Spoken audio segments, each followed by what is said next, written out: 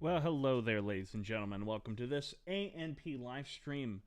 I appear to be really far away from my screen. I'm just going to move in just a little bit. I had to move there. Uh, so we've got two big things in which we're going to be talking about and discussing on this ANP live stream. Should probably bring up my lower third so you guys know who I am, in case you don't already, and you're living under a rock. So we've got two things. One being that, hey, Monarch Legacy of Monsters has officially been greenlit for a season 2. Kinda. We want to talk about that. And then, of course, the meat and potatoes of this live stream, which is, of course, a in-depth discussion of the latest MonsterVerse film, Godzilla X Kong, The New Empire. Joining me, as per usual, on a stream such as this is my good friend, Lucas. Lucas, once again, welcome to this hellhole. Hi, I hope you're everyone. doing great. I'm back. I'm back here to talk about Godzilla. I don't know if Of anyone course. expected that. Me for Godzilla. No, especially like if they didn't look at the thumbnail. Yeah. That's I the don't know who that whole guy is. reason why. Who is that guy in the thumbnail? I don't know him. I I don't don't know know. that guy. I don't know who this He- guy is. It's a bunch of freaking weirdos. But holy crap, we're nothing but a bunch of weirdos. Clearly. oh, I don't think. Yeah, I Any, own it at this point. Like, anybody who could sit there and watch the X from outer space and be like, "This is amazing." There's clearly something wrong with their brains. yeah. I think it needs to be put like a mental illness almost. Oh, you like the X from outer space? Oh, good god. You go on a job interview. It's like, hey, what are some of your favorite movies? Like, oh yeah, I like classics like The Dark Knight, um, No Country for Old Men, The X from Outer Space. Really? And they just start writing really fast on their little pamphlet, like, do not hire this guy. Do not hire him. Whatever you do, don't hire this guy. I like to think that it's hardly anybody knows what the X from outer space is, right? Hardly anybody knows what that movie is, but I like to think that you just put it on your resume and they go, "Oh, I wonder what that is," and so they look it up. And go, "Oh, oh my god." Anyways, it was the anniversary of that movie. That's why I released that video. It's one of my favorite videos I've actually ever It was a done. good time. It Yeah, was a good time. it was a really good time. Uh, so the first thing, Lucas, that I kind of wanted to bring up, let's just fucking dive into this horse shit, right? Because there's a lot of stuff we gotta kind of wade through in terms of insanity today. Um, just the other day, it was indeed announced that it not only was the MonsterVerse season 2 kind of greenlit, Yeah, yeah, but also apparently Gareth Edwards is actually going to be a part of the creative team again and yeah. work on that. Which, if true, I can't really say it's 100% authenticated yet. But if true, I know he was expressing interest in coming back. I think that's wonderful because I think we now, if you look at it, the MonsterVerse is actually in a place where I am quite comfy. You have your Yeah, big dumb movie, you have your kind of sophisticated underbelly show hmm to kind of go into both sides of this universe, and I I personally don't see anything but good coming out of this. Yeah, I mean, I will say I was shocked it got a season two because it didn't really seem like a show that would have a season two. It seemed like just kind of a one and done thing to me initially. And I mean, if it keeps the quality of that first season, yeah, I'm game for a second season. And the if Gareth Edwards is part of it, that would be really cool. I am not going to hold my breath on that because I also like wasn't there like a story saying he was going to be working on new Jurassic Park shit or something? Like, am I wrong? I don't know. I'll be honest. I haven't really Yeah, kept up with Gareth Edwards. I haven't even yeah, watched I got it. Like, that new movie that he made as much as I kind of want to. I mhm. didn't see it when it came out at all. Um, I just know that I think it'd be really fitting for him to come back to uh, the MonsterVerse because, and particularly with the Monarch show, because Monarch itself kind of felt like in many sequences Gareth Edwards fan fiction because it felt like they were aping his style from 2014 far more than they were going for the style that Adam Wingard has now officially established and Yeah, firmly yeah, established as the style going yeah. forward for the MonsterVerse. So I think it'd be fitting that Gareth Edwards, if he were to return, he Yeah, totally, would totally. tackle the show.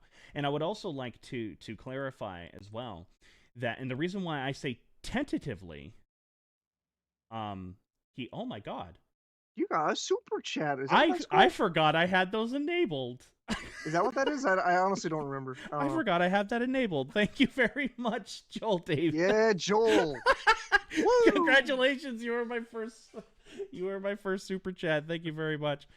I'll get to you in just 1 second. I promise. But I just wanted to say this. Let's put a shit-eating grin on my face. That made my day. Yay. There. The reason why I said air quotes season 2 is because it also said that it didn't really say it didn't say Monarch season 2. It said Monarch spin-offs. Oh. And if that's the case, I'm more than happy with that because Okay. I would like to see these sort of 10-episode miniseries again Sure. Yeah. that Why come not? out just so Like, long because that way, you have more time to tell your story than a movie, but you also don't have so much time that it just falls off the rails. And I'm yeah, more than yeah, okay with that. I'm excited for that. I miss miniseries. The epic yeah, yeah. miniseries? Oh, I loved those. I love those. But to get to the super, I really want to. Yeah. I kind of love how the MonsterVerse has become a little cinematic universe that could and kind of has paving for Godzilla mainstream popularity again. Yeah. Yeah. I mean granted, I want to say this, I think -1 helped. Yeah, I think. The Oh yeah. unbelievable success of And that's -1 something has I want to helped. talk about when we get to the movie too. I do want to talk about that at some point too tonight. But Um I would I do agree. And in that little video that I did, I kind of regret doing that little video, but at the same time I don't, because I genuinely I had to get it off my chest because I knew this A&P live stream was going to be pushed off a week because I knew, Lucas, you were doing something and most of the I was A&P crew busy. was out doing some the old A&P crew was out doing something. So I said, fuck it, we'll just push it back a week. But I didn't want to waste the opportunity because I wanted to talk about it. And we'll get more to it when we get to discussing Godzilla X Kong, but seeing a kid, this Hmm. 8-year-old brat with his Godzilla toy, watching this movie and having his mind blown was awesome. Yeah, yeah. And That was a great little story you shared, it and got it, the it was experience too. Like, yeah, and it was awesome. And that's what the MonsterVerse is bringing. yeah, And that's what I want to see more, especially with the movies. With the shows, go this Gareth Edwards darker, more serious tone. I'm more than okay with that. mhm. Because one, these shows are going to cost less money than the movies, and then two, the diehard fans tend to be the ones that watch the shows more so than bringing in new audiences. They're more made to maintain your audience, Yeah, yeah. and that's okay. I'm more than okay with that. Apparently, if I look at this chat, I'm glad the chat's going off today too. That is the wrong chat screen. That's my Mass Effect one. I want my regular one. If Edwards does indeed get signed onto Legacy of Monsters, it would be his first foray into TV since Nat Geo's End Day back in 2005. Oh, he worked on that? Oh, oh wow. I didn't know he worked on that. No clue. Had no clue. Why haven't they renewed the Skull Island anime series? Because I don't think it did well. I also forgot that was a thing. Like point Exactly. blank. I Exactly. totally Right. forgot that was a thing. Like it took me a while to remember that, hey, there was a Gamera animated Oh series yeah, I that haven't came watched out. that either. I Yeah, I haven't haven't watched watched that. it. Yeah. Yeah. You know? They also didn't renew. I noticed that Pacific Rim animated series that they had. Yeah. What was it? Pacific Rim: The Black, I think was what it Yeah. was called. Again, I still haven't watched that. Yeah. It was So interesting. I know you said you kind of liked it, but I just like I Yeah, was so like my history with that is that I was so burnt on Uprising. I'm just like I don't need anything else besides that first completely movie. I'm good. understandable. I'm Completely understandable. good. Yeah, because that first movie was like lightning in the bottle. That yeah, you can't make that movie again. It No, just you can't. yeah. Nope. It's one of the best thought out movies I've ever seen. Not in terms of plot, but in terms of we're going to establish this world in one movie. Yeah. Yeah. And it's so impressive Yeah. that it's all right there. And it just clearly knows what it wants to be and what it wants to pay Yes. tribute Oh, to. that's It's so just like, good. So good. oh, And that's why I liked Monarch as well. As Monarch knew what it wanted to be. That's why I like yeah. Godzilla X Yeah. Kong. Godzilla X Kong knew exactly what it wanted to be. Yes, sir. And I'm, you're talking to a guy here who's been very, very critical of the MonsterVerse. Lucas, I know you love it, and I know I'm in the minority. I hate King of the Monsters. I know. I do not like that movie. At this at point, all. every week I'm told how much that movie sucks, and just like, No, that's fine. In the It's Godzilla fine. in the Godzilla community, other than some snobs, and I will call them snobs, it's Yeah. hailed. It's relatively universally hailed and usually ranked pretty high on people's tier lists. It just does something for me, man. It just does something for me. And that is completely understandable. Like Yeah. I got there was a fucking war that went off in one of my. I posted a short video, talking about. I think the video was called "Do Human Characters Matter in the MonsterVerse Anymore?" And my answer to that is no, they don't. This is the new style that we're going in. This is the new, and that's okay. They've put their foot down on the decision. They've gone with that style. They've gone through with it. They followed through with it. The human characters don't really matter anymore, and that's okay. Yeah. That was my answer. And that started a war because no. somebody commented in my thing and was like, "Oh, hey, the human drama of King of the Monsters was so good." And I'm like, human drama, LOL. That was my comment. Yeah. That was my comment. And that sparked a war. Oh, God. Adam, what have you done? Yeah.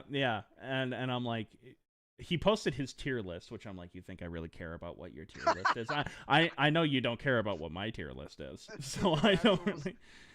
And it's just so funny.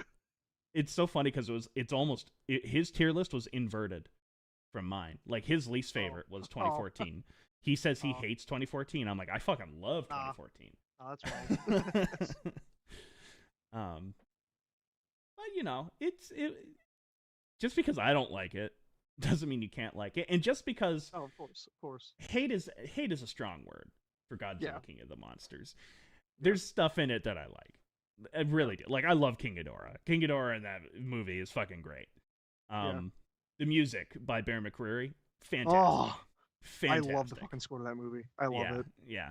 I know it is it's just recreating a bunch of the older tracks, but like some of it's just fucking, I don't know, the instruments they used and all that shit. It just like it really works for me. It's the most cinematic score out of the bunch. I fuck with Serge Tankin's cover of Godzilla by Blue Oyster Cult. I fuck with it. At all. I totally, dude. That was like a treat for me as someone who's listened to fucking System of a Down like his whole fucking life. Having that drop out of nowhere as the hype like was building up to the movie, I'm like, holy fuck. Yeah, well, that's just it. I think the Bear McCreary score. First of all, Bear McCreary is a great composer. He did the music for a lot of The Walking Dead, which was always one of the highlights of the show, in my opinion, was how good and atmospheric the score was for that show, and also several seasons of Battlestar Galactica, the remake, and that is also a very good score. And so when I heard that he was doing Godzilla King of the Monsters, I was like, it'll be a good score. And it is a good score. Even the stuff that isn't Ifukube covered, like the battle in Boston, that entire bit of music is fantastic. It is fantastic. And it's big, and it's epic, and it's befitting a giant monster movie. It's definitely the most cinematic. Like, you compare that to Alexander Desplat's score on 2014, which is very bare bones, very basic, and a lot of strings and percussion. For 2014, I really only remember the main theme. Well, the main theme is the best part of the thing. But I love Alexander Desplat's score. His scores for some of the Harry Potter movies were also quite good, in my opinion.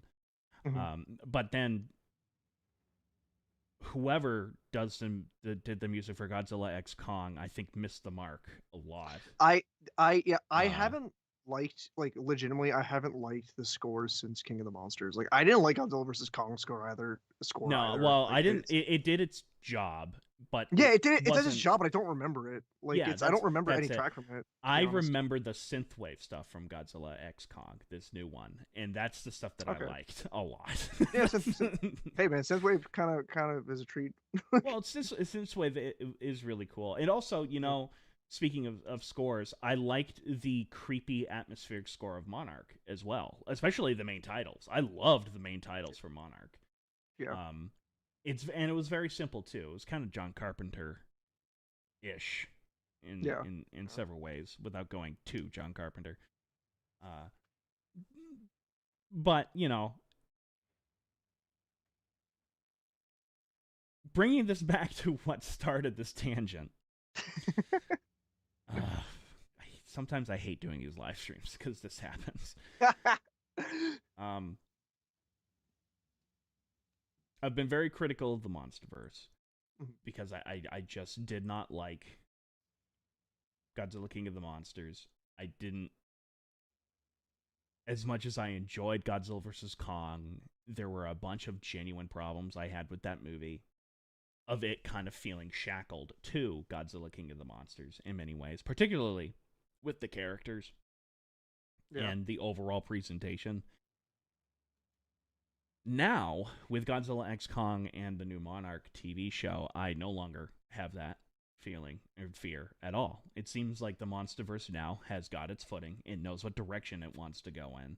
I know Adam Wingard knows what he wants to do, and whenever they basically practically have already greenlit the next Monsterverse movie. Yeah, He's I mean, going to be in charge of that. it. Yeah, It killed it at the box office. So like, fantastic. Big Monkey yeah, always does good. So I'm like, yeah, this is great. Thank you, King Kong. And I will say that everybody who says who complains that, hey, Godzilla needs more screen time, Godzilla isn't what's making the Monsterverse money. It's King Kong. It's Giant Monkey. And the track record proves it. The track record of box office proves it. Godzilla 2014, big hit. It was a shock hit. I remember it beat Amazing Spider-Man 2, I think was what came out that same weekend, and it wound up beating it. And it was going against too, coming off of like the other American Godzilla movie was the 1998 one, so it was fighting that too. It was fighting the legacy of that, yeah. And then they did Kong Skull Island, which did even more money. Then they did Godzilla King of the Monsters, which did not do well at all. I couldn't believe. I still like that. Still shocks me because like no, it does me too, because it didn't me, because if you look at the timing that was coming off of Endgame. Oh, that's true. Oh, that's and true. Everyone was so fatigued. I forgot about that. Big spectacles because of Endgame. Endgame was like the ultimate spectacle. Yeah. Yeah, at that point that year. It was like a lamer Return of the King, and it was like, it's been building to this, so everyone's sort of fatigued out, and it came out at a piss poor time. But hey, that's a Godzilla. King Kong wasn't in that movie at all, and it did bad. It didn't do bad, but it barely made its money back. I'm so sorry. I thought you were talking about Avengers Endgame. Yeah, King Kong wasn't in that movie. No, it probably would have been a better movie if he was there. If he was in Avengers Endgame, it just showed up and wrecked shit throughout the entire thing, and just smashed Thanos. Like, it would have been fantastic. Not the movie I was expecting. There's probably an alternate universe out there where that happened. Yeah, probably. Yeah. But then Godzilla vs. Kong comes out. And Godzilla vs. Kong had the benefit of coming out during the pandemic. When nothing was coming out. And we were wanting something lighthearted, dumb, and fun. And the Godzilla vs. Kong delivers on Definitely that delivers in pretty much every way,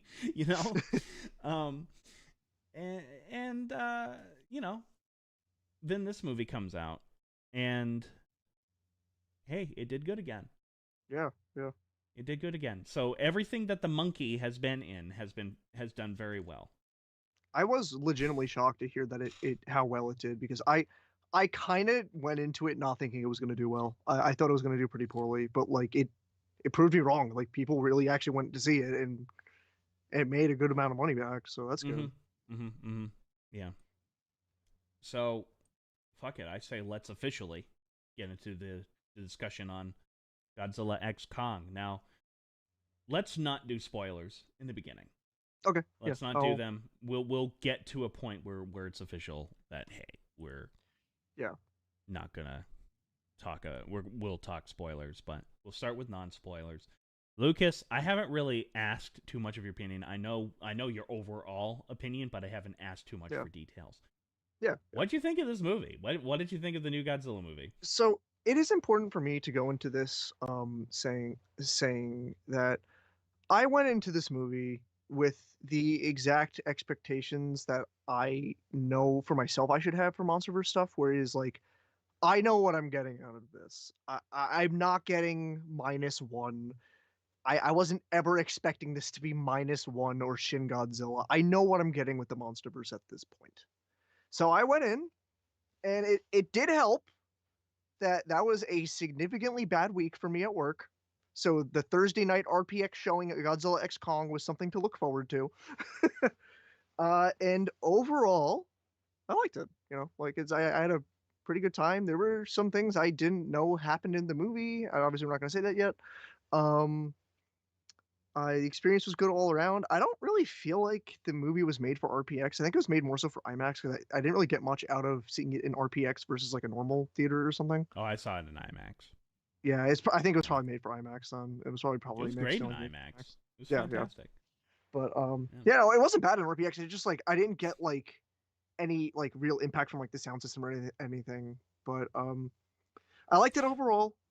It definitely is very clearly wanting to be like what you said already, where it's like it is focused. The monsters are the focus first and foremost now, for the most part. The humans are very secondary. However, um, I really didn't mind the human cast at all in this movie. There was really not a human character. I was like annoyed whenever they were on screen, like Rick Stanton from fucking King of the Monsters. I love that movie. I Mm-hmm. fucking did not like that character.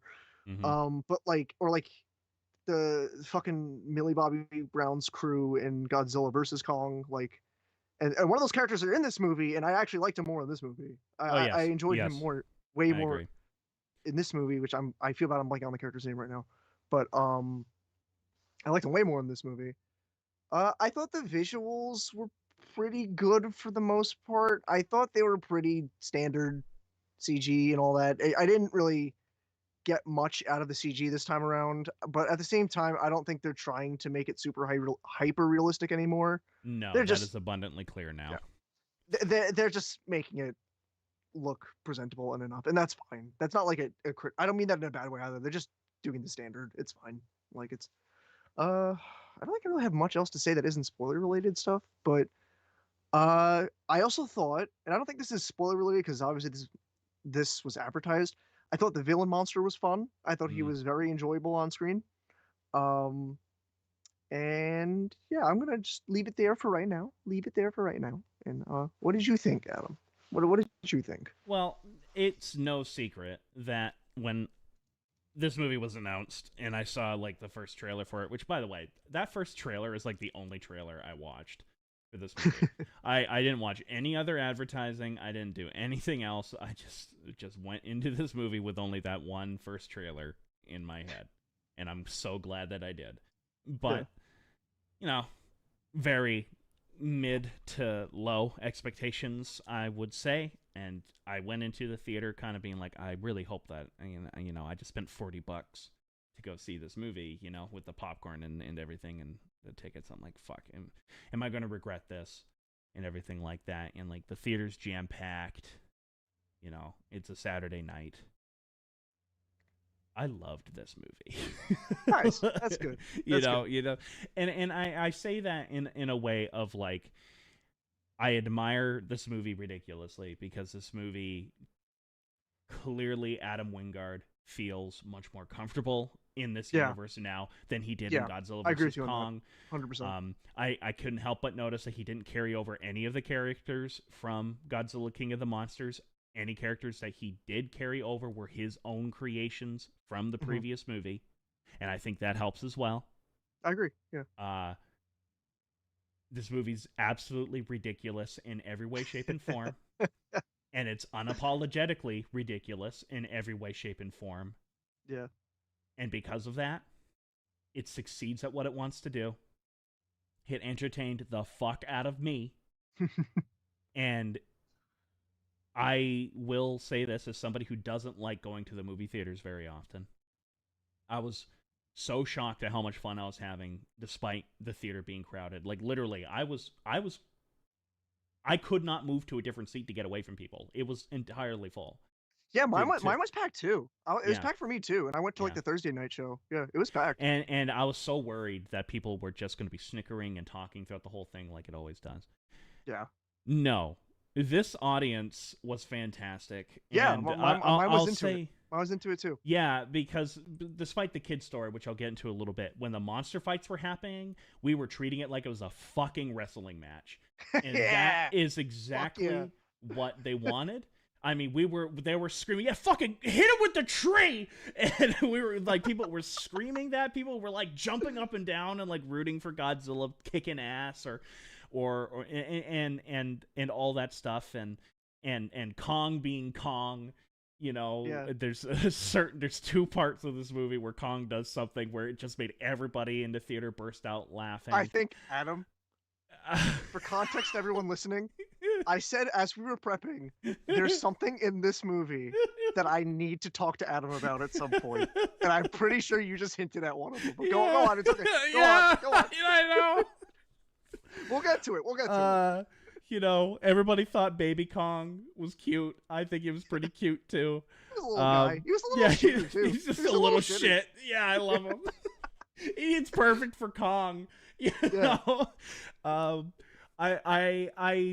the human characters I think worked. That's all I can say about Yeah, them. they were fine. They were. Yeah. You know, but the highlight for this movie for me actually wasn't the movie itself. It was who was sitting directly to my left. Oh my and god. and it was this 8-year-old kid. It was this 8-year-old yeah, kid who was sitting there with the giant fucking bowl of popcorn, his Hell Godzilla 2014 toy, sitting beside him. I swear to God, this kid mustn't have been older than 8 years old. Yeah. And he was sitting there, and he was so excited from the moment he sat down there and was sitting beside me. I could tell this was going to be enjoyable just by watching him alone. Yeah. Because he was so excited to see his favorite giant monster kick ass on the screen. And I could tell he wasn't let down. And I think it was his father sitting on the other side of him. It was so cute watching this kid be like, "Oh, there's King Kong," and or there's Godzilla. There was a part where Scar King shows up, and he was kind of scared of Scar King and everything like that. And it was a truly wonderful experience seeing such a young Godzilla fan clearly watching one of his first Godzilla movies. Not his first, clearly, but one of his first Godzilla movies, getting to see him sit there in theaters and have his mind totally fucking blown by this movie. Yeah. I'm like, this is what I think a lot of naysayers of the monsterverse don't get. Is this kid, this little brat, sitting right beside me? Because we, as Godzilla fans, we have gone into, I call it, David Callett likes to refer to it as the anti-camp brigade. Where anything that is even remotely silly, anything that is a little crazy, anything that's a little out of left field is poo-pooed upon in the Godzilla community, because only a serious Godzilla will do. And David Callett, and it's why I love this man, and why he's by far my favorite Godzilla historian out there. He goes, well, that completely ignores one of the hearts that is Godzilla, which are children, younger audiences. Totally. And if it wasn't for the movies like the ones directed by Jun Fukuda, yes, that includes Godzilla vs. Megalon, a lot of us would not be Godzilla fans at all. in Yeah, those I agree campy with you. 70s era Godzilla movies where he is the hero and it is as silly as you could possibly get. Those are the movies that turned a lot of us into fans. And a lot of the anti-camp brigade, Hmm. again, not my term. Yeah, yeah, I did not I got it. coin that term. Are really dead set against the monsterverse taking this direction. And I was too. In full freaking disclosure, so was I. I have changed my tune on that stance like there's no tomorrow. And Nice, and, and, nice. and in many ways, it took me seeing this little 8-year-old kid sitting next to me, who I have no idea who the fuck this kid was. Seeing that 8-year-old kid having the time of his life, watching this movie, knowing full fucking well that he is now a diehard Godzilla fan and he will be for the rest of his life, totally changed my mind on Yeah, a lot yeah. of things with this. And on another side story, my mother, she used to run a daycare, Hmm. and one of these kids happened to be in the room while I was watching The X from Outer Space, right? And he was like, "What is this?" And I'm like, "And this is The X from Outer Space." Mind blown by by that movie. Luckily, so he came in when the giant monster showed up, so you know the Yeah. part that would entertain him. And so I was like, "Well, I have a couple Godzilla movies on here. Let's watch them." And we did. We watched Megalon. Um, he loved Jet Jaguar. Hell yeah. Fuck yeah. And there was a couple of, and I want to say he was even younger than this kid that was in the Okay. movie theater. Yeah. And my mother was like, "You've turned him, Adam. I hate that you've introduced him to Godzilla because that's all he now obsesses about. Godzilla." Yeah. Yeah. He also loves Gamera. He loved Gamera. Ooh. Yeah, he loved the giant turtle. Well, he's a And friend to all children, so that makes sense. yeah. And he loved Ultraman. Fuck yeah. Ooh, Everything killing it. Ultraman, he ate Killing it. up. Well, he is now. I think he's almost in high school now, Oh, if not in high school now. okay. And his mother messaged my mother, and I want to pull up this message. I don't have the text. Oh, I'm going to read it because okay, it is the okay. funniest fucking thing I've read, and it made my life. Let me just pull up this message because my mother, of course, sent it to me, and it's like it's all your fault.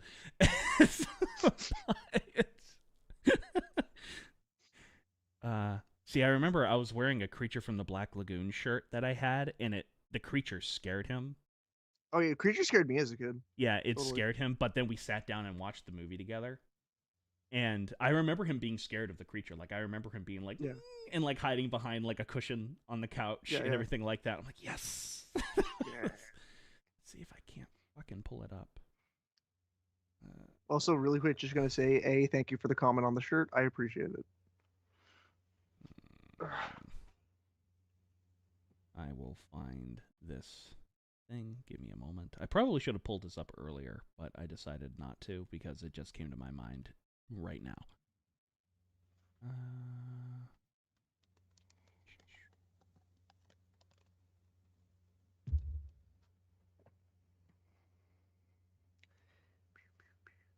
Yeah, that was. You had me on the edge of my seat, Adam. Mm.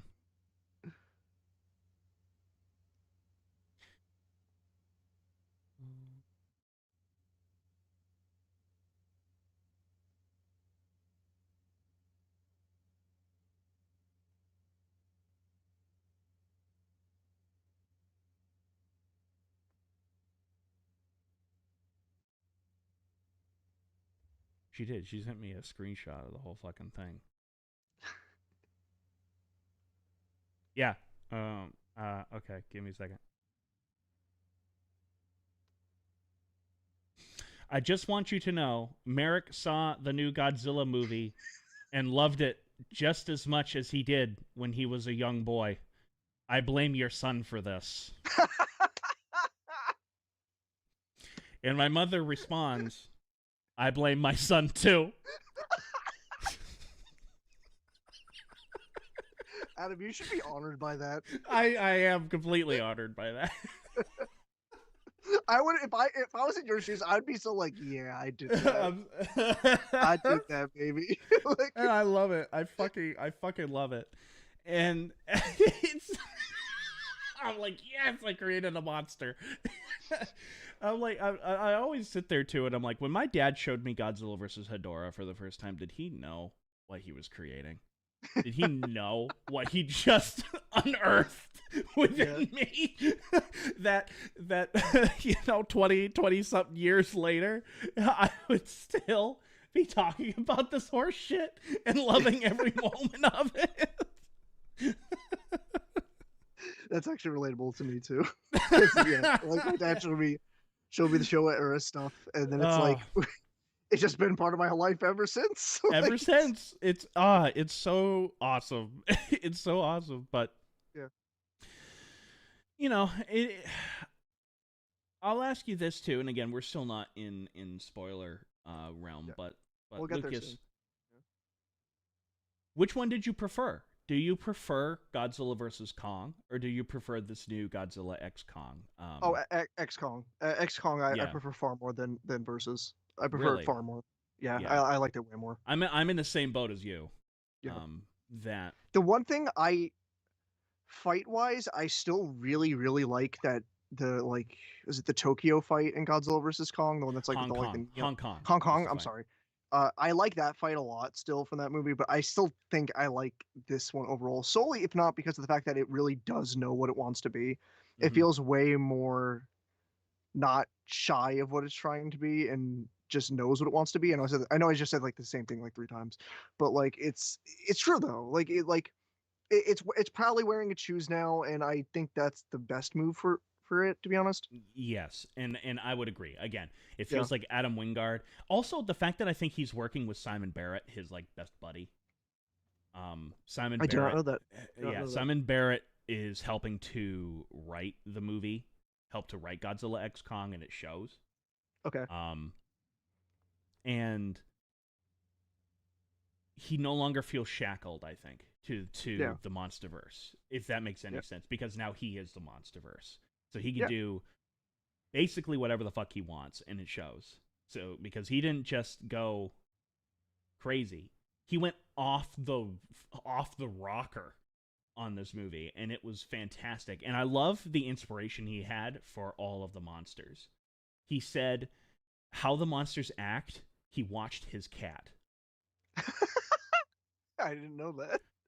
He watched his cat, and I'm like, that makes so much sense now. Well, there's Looking one back specific at thing it. with Godzilla. There's one specific thing that you say that I'm like, yeah, that is 100% what a cat would do. That is Um, 100% what a cat would do. Yes, yeah. it's the greatest thing ever. But and again, we're still not in the spoilers.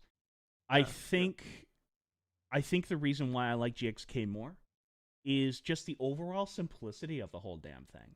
There's no Yeah. crazy subplot. There's no two plots happening at the same time. It's very concise on what it wants to do.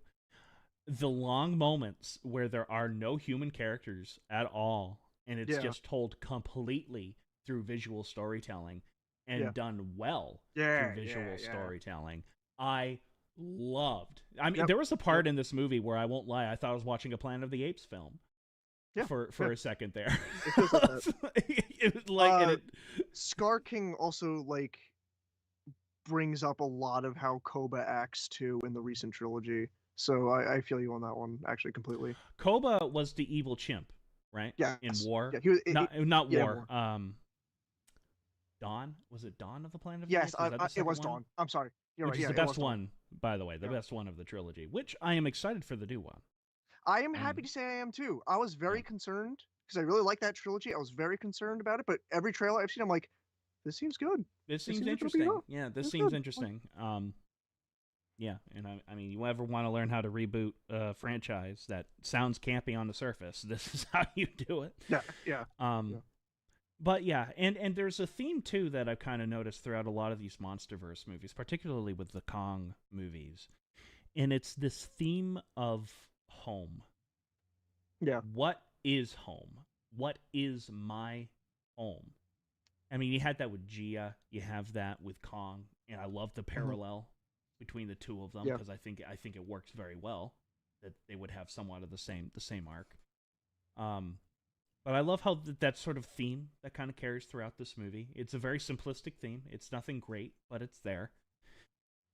I enjoyed that. It added a little. It made me care. Yeah. It made me Yeah. care, particularly about Kong and his plight. Yeah. That made me really care. And we talked about the visuals already. I like.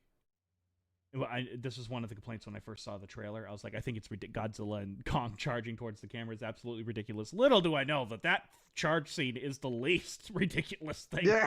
about the fight scene. But what I kind of liked is how much he embraced no, you are no longer from a human perspective watching this battle. You are just in it. You are in the middle of this fight. And I really enjoyed that. And the tonality, I think, is really consistent in this movie, much more consistent than I could say in the other movies. Yeah. I think the podcaster kind of annoys me a little bit still in this movie. He still annoyed me. He was, but I still think he was better than how he was Yes. in versus Kong. You I actually are, did enjoy him a little more. Yeah, in you this, are in that 100% correct. He is Yeah. still he's better in this than he is in Godzilla versus Kong. And he delivered one of my favorite lines in the movie. oh, when, yeah. I love the scene where they go to Hollow Earth. Yeah. In that little ship. I Yeah. loved that whole thing. That whole sequence I just loved. But to me, there's some human comedy that happened in Godzilla X Kong that I thought didn't need to be there, because I Okay. thought the comedy was already being handled perfectly with the monsters. Yeah.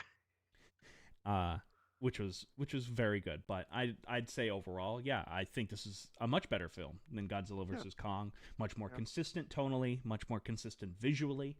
It doesn't feel shackled. It knows exactly what it wants to be. And to me, I can't ask for anything more than that. Yeah. Sounds good to me too. Like it's. Yeah. I'm Total blast. surprised. Maybe I shouldn't be surprised with this. I am surprised it released so early. I guess, is this summer competitive or something? Because I feel like this would have been like I a don't know. slam dunk summer movie. I don't know. I haven't really followed the marketing, unlike Godzilla versus Kong, where I followed the whole deliberate reason why they released it when they did, and everything like that. It was a genius stroke on Legendary Pictures' part. I'm not sure with this. I'm really not too sure. Because I feel like this would have been a slam dunk summer movie, unless like this summer is really stacked already or something. Like, well, I don't think there's been a single superhero movie that's done good in the last. You're right. Year. I feel like the last big chance, because this year I think is Deadpool and Wolverine. I think that will do fine. That'll do fine. Yeah, that'll do fine. I hope, as long as they keep it rated R. Like, it is. It's still rated R. Thank and God.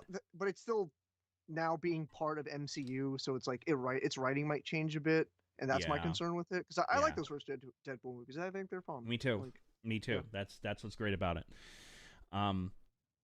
And that's what I think. That's one reason why people went to theaters, is because how unhinged the whole thing is. And Deadpool, and I'm not even a big fan of the character or anything. I just know that's the shtick with Deadpool. Yeah. But yeah, I superhero movies haven't been doing good. Godzilla -1 kind of exposed a big problem with Hollywood. And the fact that it took home, you see, everyone was like, there's a couple of people I was talking to who were like, it only took home best visual effects, Adam. That isn't even a major, that isn't a big Academy Award. And I'm like, no, for Godzilla, that is everything. Like not only was this team only like 15 guys who had less than $15 million to make this movie. Like, you watch the behind the scenes on this film, it's insane the level of intense creativity they had to go through to get every shot the way they needed it to look. They were very conservative with when they went crazy, and it was filmmaking. It was like, I know it was a lot of CGI, don't get me wrong, but I look at the behind the scenes and I go, this is filmmaking. This isn't just, insert random director here. Yeah, it's not just like the Hollywood soup that we get now, where it's just like just slop. No, there was a lot of love and very clear intention put into -1. Exactly.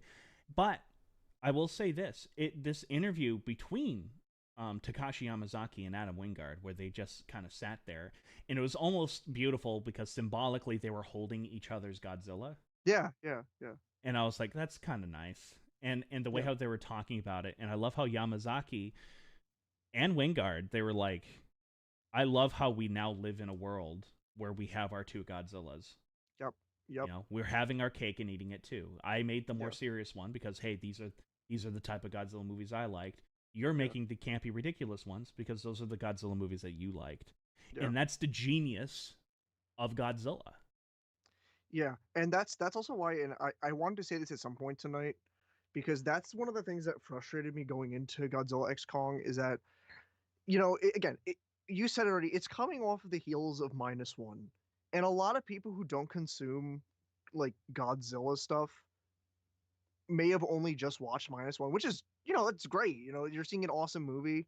But like I kept seeing so many different reviews and so many people like writing off what good Godzilla X Kong does solely Mm-hmm. because it's not as good as -1. And to me, that's just like you're missing the point. You're missing the point of this fucking franchise. And I just like that is I don't like getting involved in nerd shit. Like I don't like getting involved in like I never would have guessed that at all. yeah. I don't like getting involved in like these fucking essay debates of people like Mm-hmm. going back and forth just trying to one up one another. I don't give a shit. But the thing is like and I think Martin actually had a good comment. Um, you have to you got to have the more family friendly Godzilla to introduce children to pave the way for adult Godzilla. Well, isn't that what I It was just goes talking about earlier? You know, is yeah, but that that ties into that too for me. It's like I like we said, I wouldn't have got into Godzilla if I didn't have the Showa movies. Like it's just the truth. And to yeah. me, I think it's just like I can't I had no thoughts going into this movie thinking it's gonna be, oh, this is gonna be better than Oh -1. yeah. I don't need it to be, because I know what this is. I know what kind of movie this is, and I don't even mean that in a bad way. I mean that in a very complimentary way because there's a clear direction to it, you know.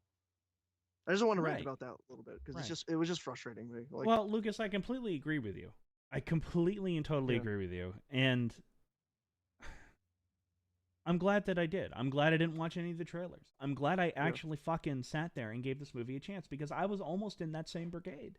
And yeah, I'm not afraid yeah. to admit it that That's I fine. wasn't Yeah, looking forward to this movie because I'm like, it's just going to be fucking garbage. And yes, admittedly, I think Godzilla -1 is more in line with the type of Godzilla I like to see. I mean, yeah, you guys even yeah, heard me talk about that with Godzilla 2014. I love Godzilla 2014 and the tone that the movie. I'm sure it's flawed, but the tone that that movie established, the way how Godzilla is shot in that movie, the way how it's lit, the darkness, the sound.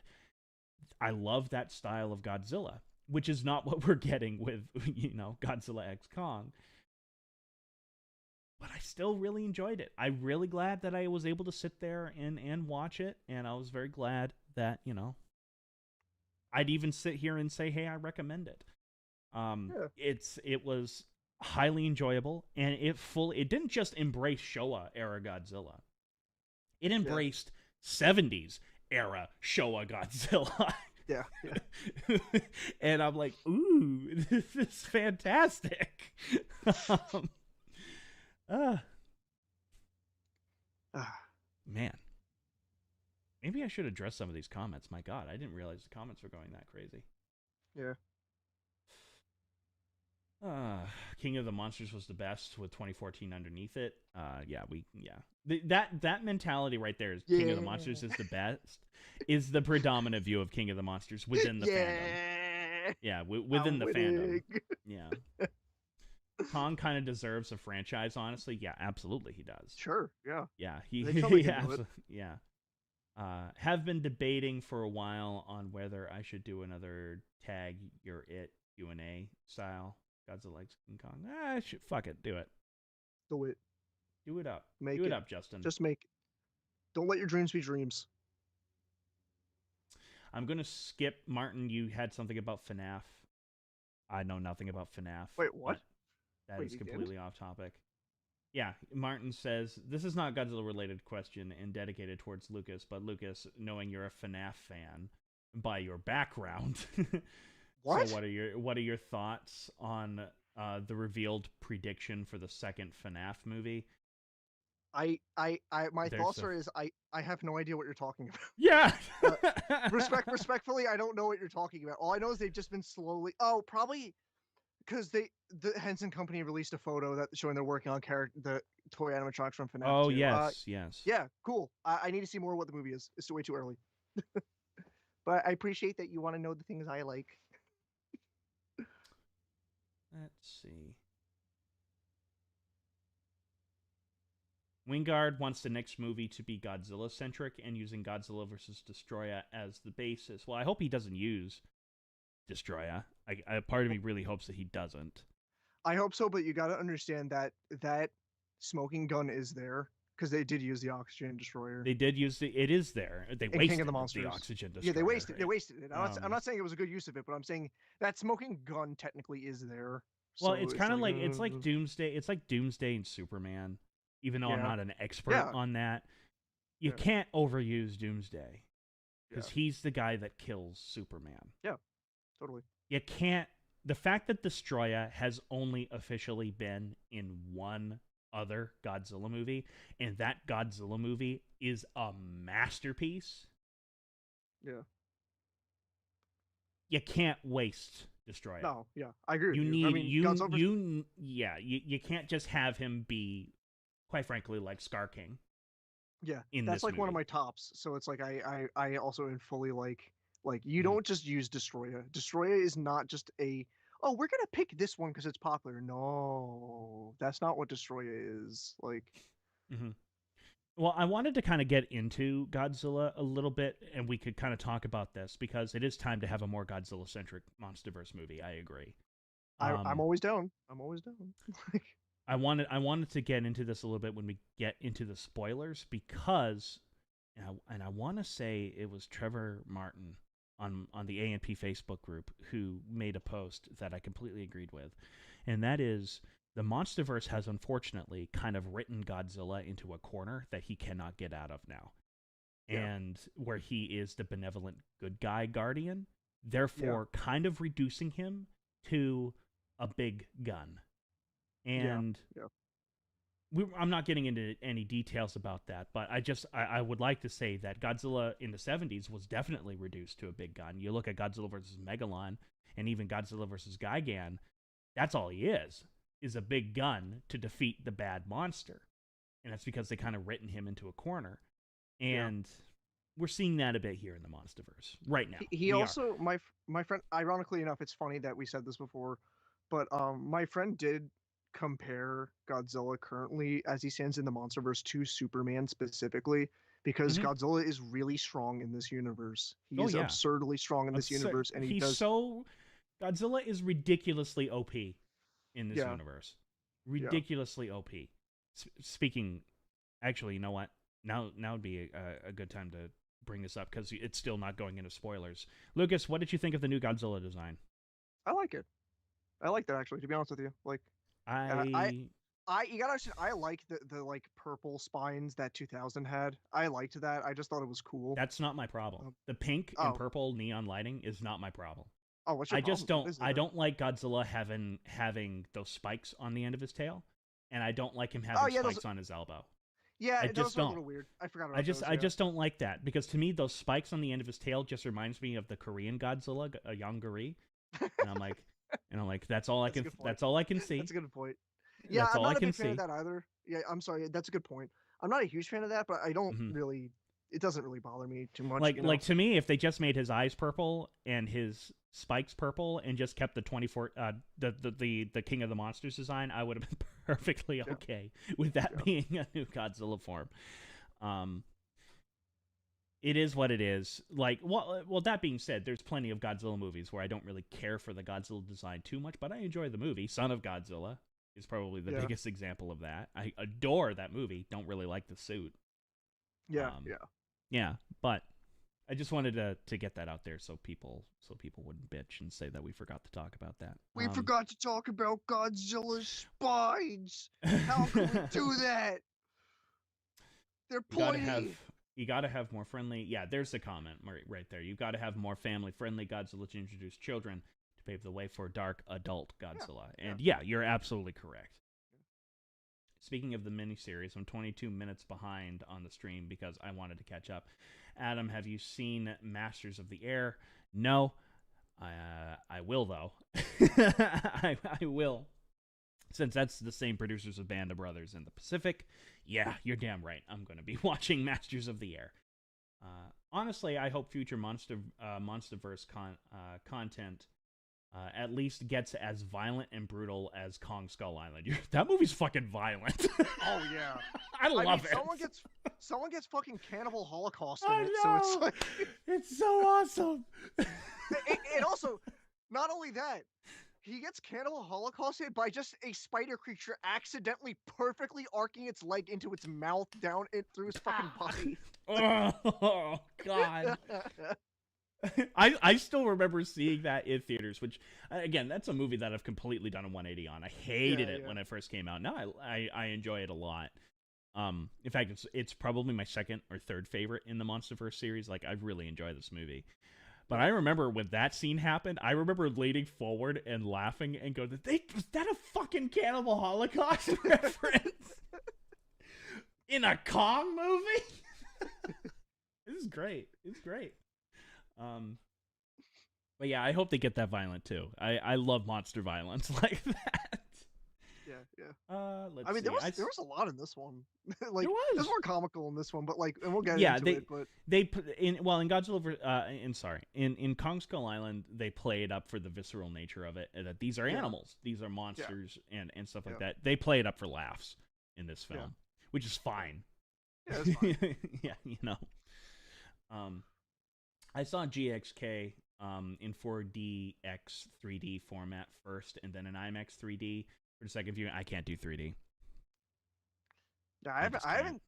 The only time I went to see a 3D movie recently was, I think it was Titanic. They re-released Titanic in 3D, and it was actually a good conversion of it. I don't know. It was an anniversary thing. Money. But honestly, I'm glad I did, because that made me appreciate that movie. Not because it was 3D, just seeing it in the theater made me appreciate that movie way fucking more. Well, you mentioned 4D, Lucas, and what made me really laugh was apparently they released Shin Godzilla in 4D, where it was like you had like the full experience in the theaters. And I'm like, half the movie is just them in meeting rooms. So what's the 4D experience? Just really stuffy air. You hear the white noise. You hear the white noise of the fluorescent lights. I know. That's what I'm like. I'm like, that's all you're gonna have in that movie. Well, can I add one better to the 4D thing? Okay. This year they re-released. They actually released for the first time here the 2 movies for the anime Gurren Lagann, which is my favorite anime of all time. So obviously I went to them. But apparently they had 40x showings too.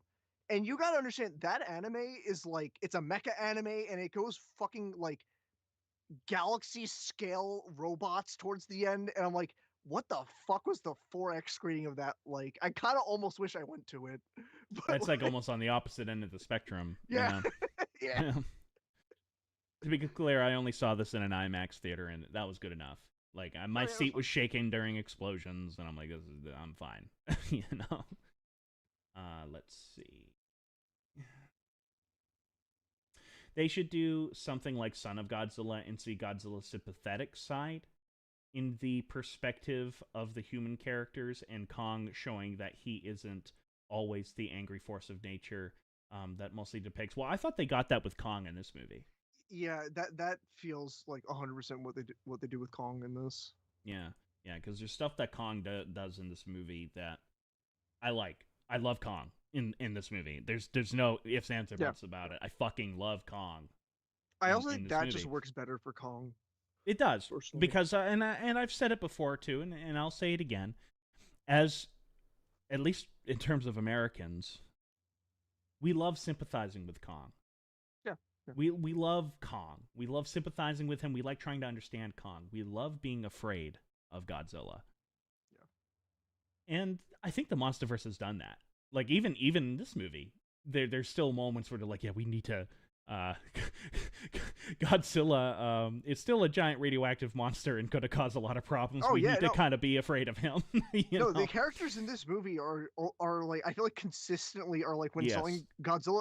When Godzilla breathes, the characters in this movie I'm like, oh fuck, oh no, It's great. It's great. like, It's yeah, really great. I love that shit. yeah, Um, Speaking of that, I thought the world building in Godzilla X Kong was fantastic too, because it doesn't overstay its welcome. It doesn't get bogged yeah, down in details. It's just little shit you see in the background.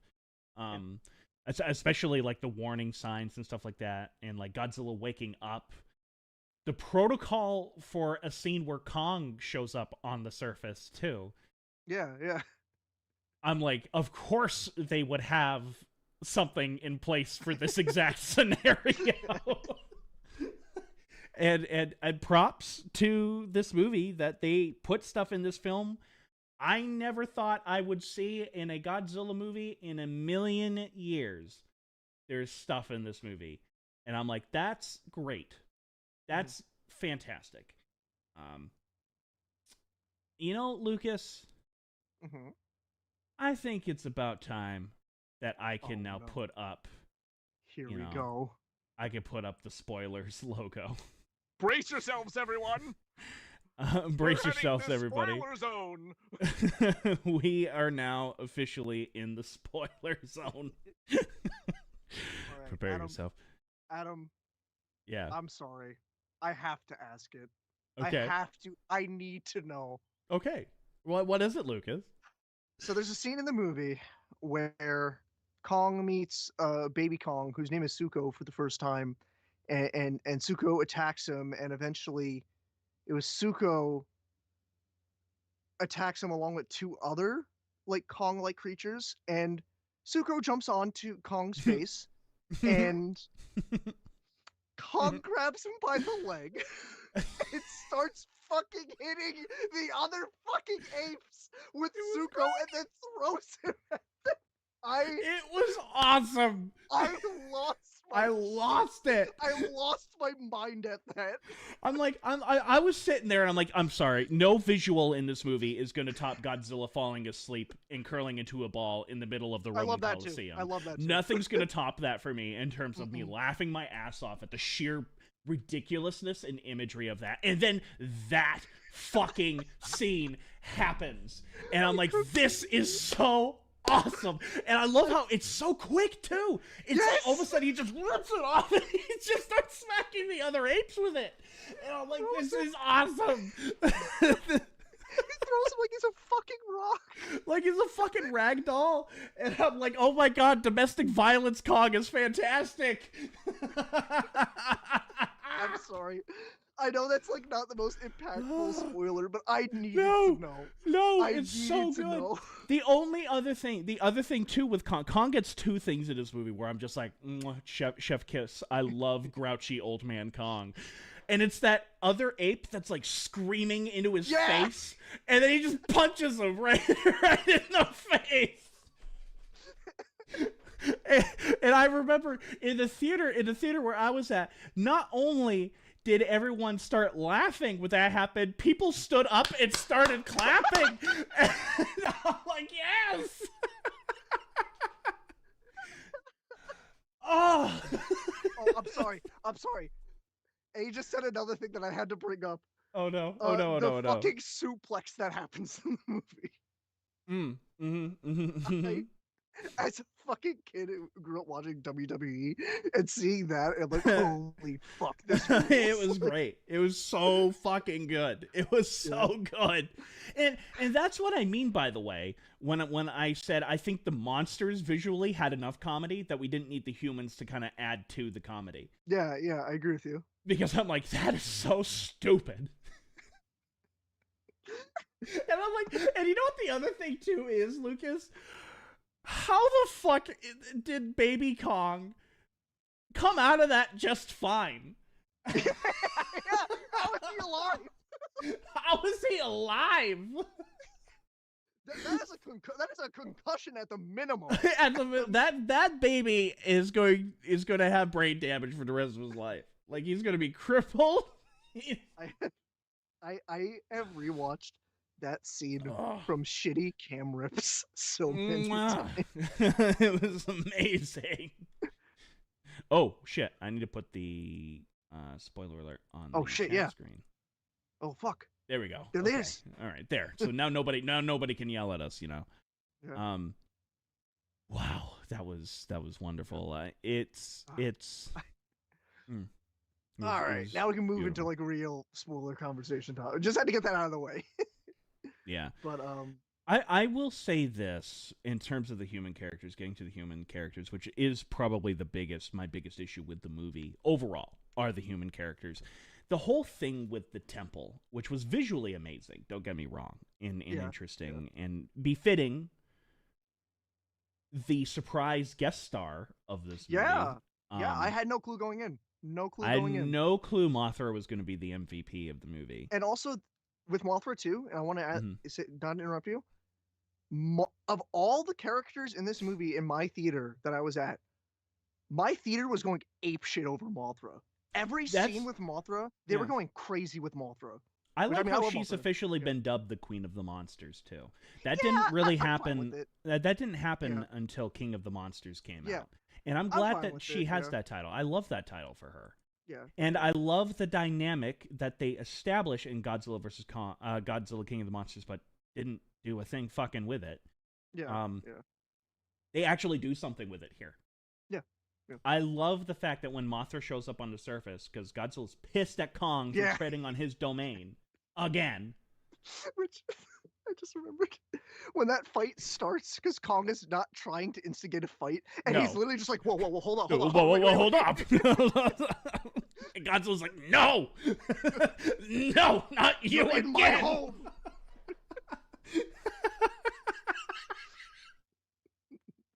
It was great. It's wonderful. It's wonderful. Sorry to be detained. But I love how the second Mothra shows up, Godzilla immediately stops and calms the fuck down. Yes, my queen. Yes, my babe. Yes, that's what I was like. I was like, oh god, he's... Never mind, Boo has arrived. Godzilla has been pussy whipped. I can't believe I had that in it. The Mothra scene hits different, bro. Yeah. I had to. I'm sorry. The joke was there. I do though. Like, I do genuinely love that dynamic. No, I do too. Out of all the things in his monsterverse that could possibly control Godzilla and keep Godzilla in check, and not in terms of brute force, it's Mothra. And I'm like, I love that. And to me, that fits what the initial characterization of Mothra right from the Showa era, and that Mothra causes destruction. But she's not an evil monster. She's not doing it on purpose. She just wants to find those two Shobijin back.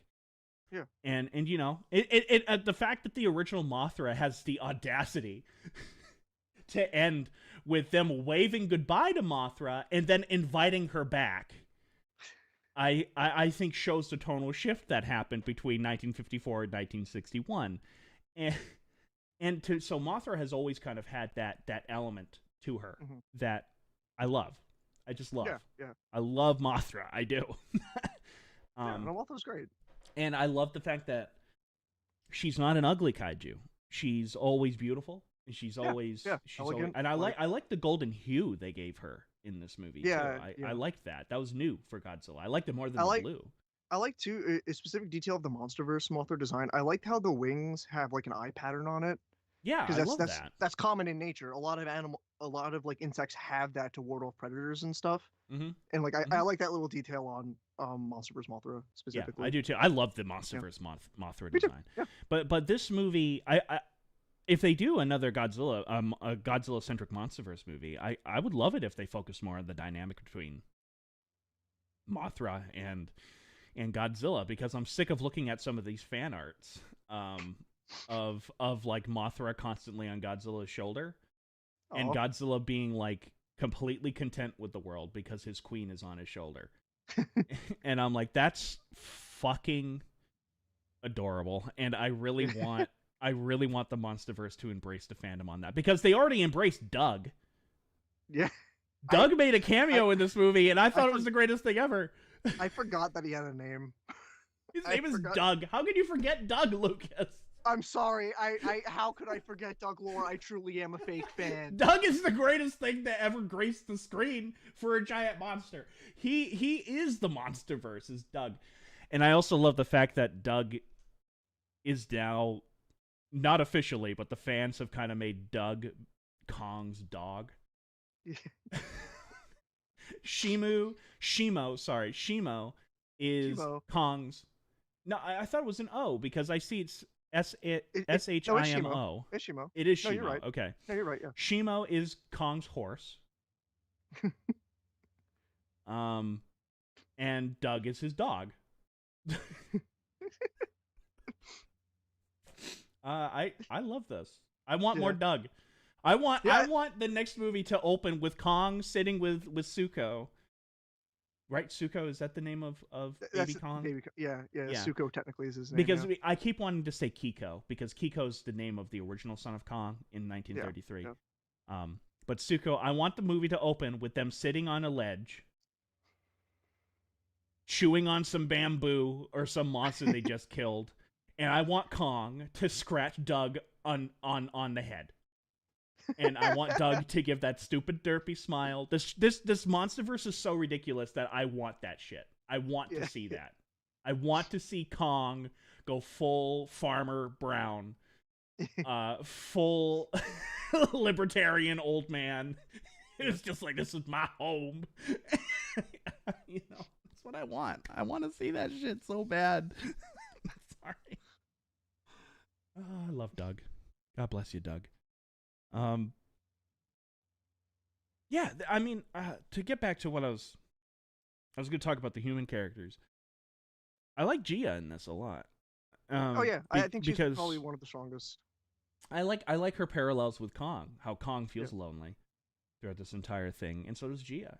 Gia was the last of her people, and she feels lonely. And I also love the dynamic, and this is what I think makes her somewhat of a decent, interesting character in the very least. Certainly not deep, but interesting. Is I like how they added the dynamic of she loves her adopted mom. Yeah. She's grateful for her adopted mom. She genuinely loves her, but she still feels lonely. Yeah, I liked that dynamic. It's got some nuance in it that I like.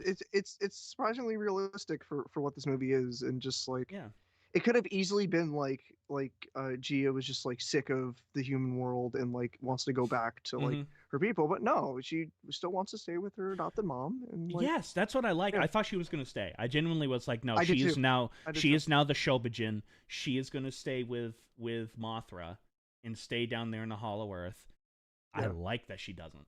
I like that she's like, no, where you go, I go. Yeah. I love that. And I like how that almost kind of parallels Godzilla and Zuko. Yeah. Where by the end, not only has Zuko realized that, hey, Kong isn't the bad guy here, and that I'm going to help Kong, but Kong warms up to Zuko. Yeah. And I like that whole thing. I like that whole dynamic, and I like the sort of family that kind of gets born out of this whole thing. I genuinely do. And again, it's shit like that made me go, I like this. I'm really glad, because I kind of went into this movie thinking like the end of it would be Scar King dies, and there would be some kind of line that's like that basically makes him now not just Kong but King Kong. There would be a line like that. I'm glad they didn't do anything like that. I thought they were going to do that too. I actually was expecting that. Yeah. Because when they said that the villain's name was Scar King, I'm like, are they going to do that? But they didn't. And honestly, I'm glad they took the high road and just didn't do that. No. And I like the fact that they made Scar King such a dick too. Oh, he's an asshole. He's an ass. He's a cretin. He literally, like, the one fucking ape, he kicks into the fucking lava. Yeah. Just to show that he can. Just to show that he can, yeah. And I also love the fact that Shimo, one is a female. I didn't realize that until later. I like the fact that it's a girl. Oh, Shimo, I'm sorry, yeah. Shimo was female. I think Shimo, we need more female kaiju. I want to see more female kaiju, because I think that's an area that hasn't really been tapped in the kaiju Yeah. world, other than with Mothra. And I like the fact that the only reason why Shimo is doing what Shimo is doing is because she is being controlled by Scar King Yeah. through pain. Yeah. And in some ways, it actually kind of reminded me of Titanosaurus in Terror of Yeah. Oh, that's Mechagodzilla. a comparison. Because Titanosaurus, remember, isn't a bad monster at all. It's a rather peaceful, solitary monster that Yeah. Dr. Mifune corrupts through mind control. That's a good comparison, actually. Yeah, and I really like that. And I thought that was really interesting. But I liked some of the implications too with this Hollow Earth that have been released. How there's like multiple levels Yeah. to this Yeah. Hollow Earth, and that the Hollow Earth is so big. It's like the TARDIS. It's so big Yeah. that we haven't even begun to scratch the surface of what we understand about this world. I love that implication. I love the implication of, yeah, we have checkpoints now throughout the entire thing Yeah. that are like these outposts, these Monarch outposts. Almost the entire literally thing. like a video game when you encounter a new area, and like the movie actually literally does like the title, like the text of just like subterranean level unexplored. Unexplored. Yeah. Yeah. Yeah. I like that shit. I really do. I wouldn't mind if one of those spin-off series was just like the first people to go down there Yeah. and just explore. I like a Lewis and Clark almost, but for the MonsterVerse, fuck yeah, sign me the fuck up for that. Yeah.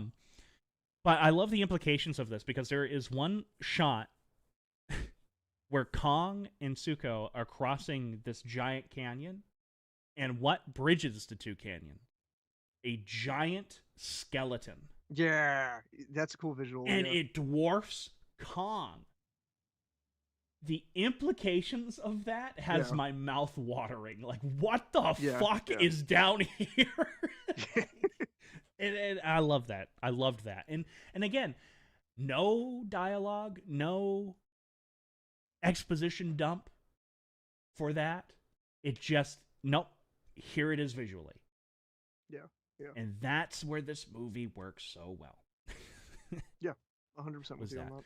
Because I honestly wish some of the exposition with the natives and how the natives communicate through touch and kind of telepathy, this sort of telepathic thing. Yeah. I wish they went I wish they went through with that a little bit more, because I know that the adoptive mother, she kind of is the exposition dump person who's trying to explain the legend and what Scar King is. A part of me wishes they just didn't do that. Mm-hmm. A part of me wishes that, hey, they just showed us the hieroglyphs, and just left it at that, because it's not like it's a complicated story. No, it's not. But unfortunately, that is I think to me that's just a case of an American movie is just not going to do that. Yeah, an American movie just isn't going to do that. And I now officially embrace the idea that I would love a Walking with Dinosaurs style show or movie of just the MonsterVerse monsters. Yeah. Sign me up for that. You could even add a narrator. You could Especially hired Richard Attenborough or whatever his name is, David Attenborough, to narrate a MonsterVerse movie. Especially if there's like no timeline attached to that, where it's like then we can revisit, like, because this movie introduced a few different new kaiju and titans, specifically Tiamat, the one that was in like the Arctic Ocean. Yes. I really liked that design a lot, and I really wanted to see. I was hoping to see a little more of it, but unfortunately, Tiamat does not make it out of this movie alive. No.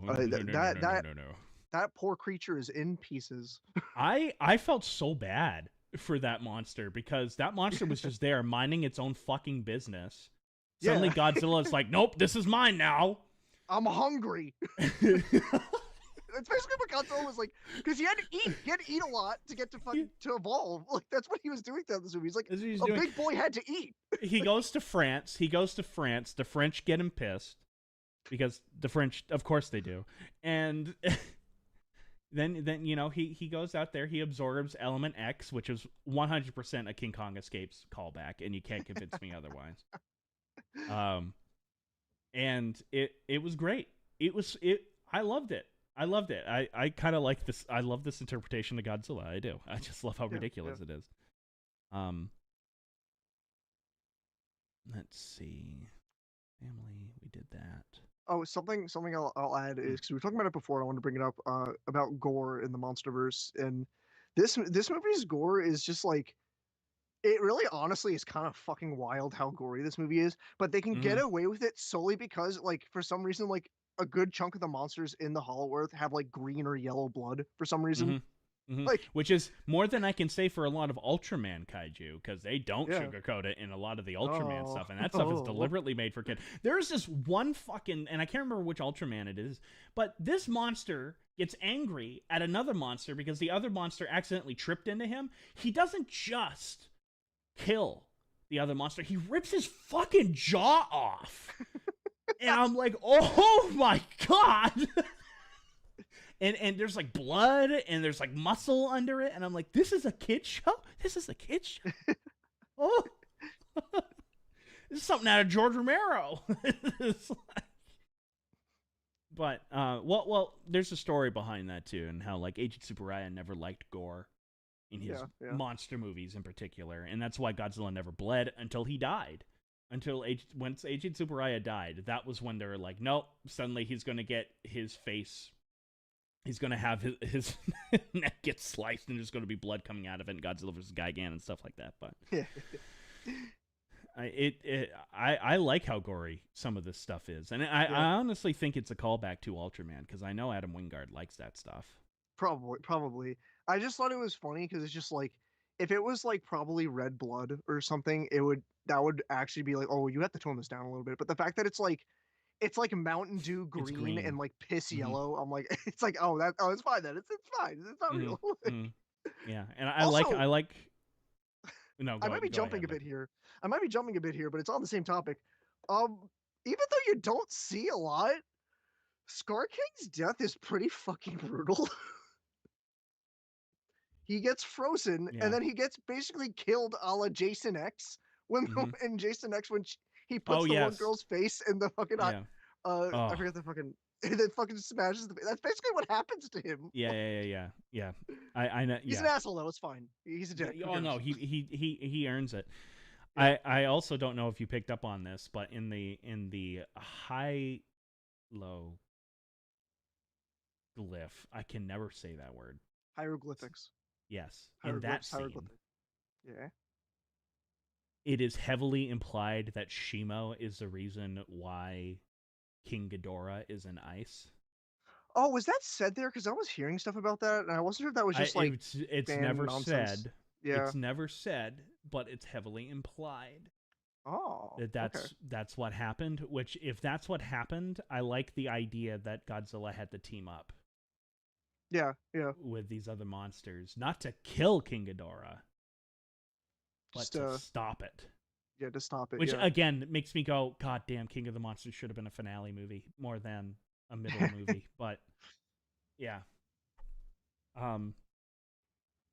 yeah, well, I like that. Also, one of the complaints that I had about Godzilla vs. Kong is that I always was like, where the fuck is Monarch in all of this? Because it was so Apex orientated because of Mechagodzilla. Mhm. I'm glad it's Monarch again. I'm glad Yeah, we me too. have Monarch again doing the whole thing, which gets into one of the most awe-inspiring kaiju moments in any kaiju movie ever. Kong has a toothache. And it's evidently bugging him enough My toothy hurt. that he Okay. says, I'm gonna risk pissing Godzilla off and go to the surface and ask these people for help. And you know what I love about that even more? They had a plan ready to go for that exact scenario. Call in the vet, That's a good Trapper. point. Call him in. And he's there, ready to go. Yeah. He was another character I thought when he came in, I thought like, oh, you can potentially be really annoying, but I He liked wasn't. him. He was very he good. wasn't I at all. liked him. He was fun, He's yeah. an Adam Wingard regular. He's played in a few of Adam Oh, is he Wingard really? and Simon Barrett's Oh, movie. yeah, I didn't know So that, yeah. those guys have a history together. Word, Um, that's cool. And yeah, I too thought he was going to be annoying, and no, not at all. Yeah. Um, I do wish the actor who gets eaten by the plant. Yeah. I wish he didn't get eaten Yeah, I liked him. I feel like because the actor is great. The guy who plays in Andor. He Okay. plays a character in Andor who's really enjoyable, and I'm like, this actor's so good. He's so Yeah. good at playing these kind of like, just gonna do this again. But at the same time, he's got this dynamic where he loves what he does. At the same Yeah. time, Yeah. where he's like, I don't want to go through this portal again because it's fucking crazy. But at the same time, I want to go through that portal again because I love going down there. I like that dynamic. I wish they didn't kill him. Yeah. I liked him. But Trapper, I like Trapper. Of course, we would have a kaiju vet. Because I'm being completely honest, I never thought of this scenario before. What happens if a monster gets a fucking toothache? What are we gonna do? Just let it die? And we can't just let Kong die. It's also adding to that too. Them fixing his tooth is like kind of a plot point. I like it foreshadows the glove. Yeah. It foreshadows the glove, and also it's what makes Scar King realize like this guy is teaming up with humans. Get a load of this fucking idiot. Oh yes, yes, I forgot about that, Lucas. I forgot about that. Like someone in the chat before was saying it was like the fucking soy jack point, but yeah, Scar King is literally like, look at this fucking guy. Like, I love it. I love it. Yeah. I love it so much. Can I also I want to talk about one thing? Okay. So my friends and I kind of had a meme with this movie where one of my friends will just his name's Justin, he's a great guy. He will just say something and sometimes it'll just stick. Out of nowhere, he just started calling and like the hype of this movie getting built up. He just started calling Scar King Rufus. Like Rufus Kong specifically. Is he Rufus to you now? He's not only Rufus to me. There's another layer to this. There's a reason why I'm bringing this up right now. And not only that, it was a debate. Like is Suko, Scar King, Akka, Rufus's child? And he would constantly do like these very cryptic mentions, like it's quite possible that Suko has familial ties to Rufus. And the reason why I bring this up is the movie 100% implies that that's true. Does it? If you notice, it does.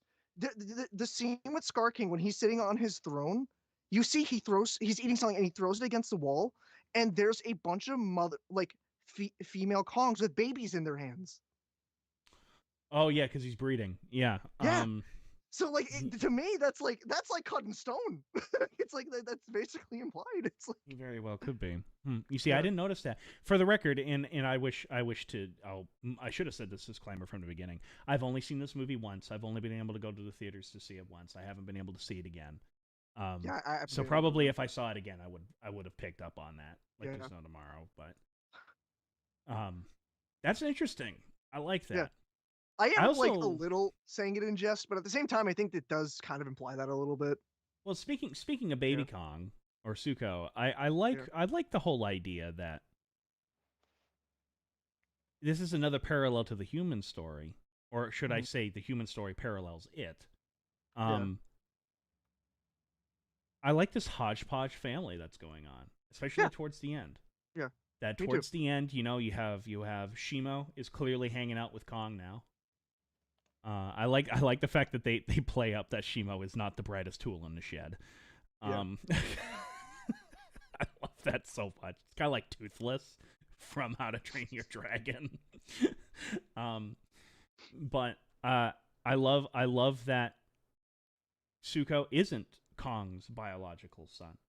Yeah, no, it is an adopted son that Kong just kind of takes under his wing, and it's created this hodgepodge family, just like Gia, and the mom, and I guess Trapper, because I guess the mom and Trapper have a history. Yeah, they're like kind of like the back and forth. Will they? Won't they? Yeah, will they? Won't they? I'm glad that didn't get too over the top. It was there. It's all we needed. Just a little bit there. all we need to. Mm-hmm. Don't need a big I love that. like 360 kiss scene or some shit. No, Like no, we don't. We need don't need any of that. No, and I think it works better that way too. It's kind of like Pacific Rim. I love the fact that in Pacific Rim, the two main characters there, that pilot Gypsy Danger, Yeah. it's highly implied that they have romantic feelings for each other, but they don't act on it within the confines of the movie. No. I love the fact that they don't kiss at the end. You know, we didn't need it.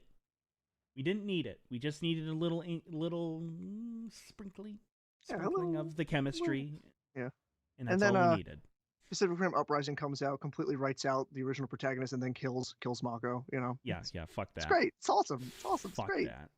Fuck that movie. I hate that fucking movie. So yeah, this is. But back to Godzilla X Kong. Godzilla X Kong is a lot of fun. Yeah. Yeah, the monster fights in this movie are completely overly bloated.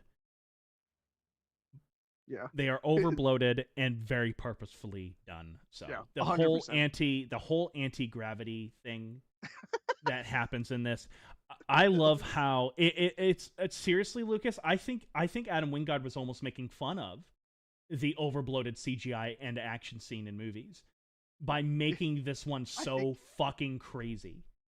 I think you have a little bit of a point there, because it's like it's mainly because of how big these monsters are. It's like seeing them just float around. I'm like, they look like. And I like how the monsters don't quite know what the fuck's happening too. Yeah.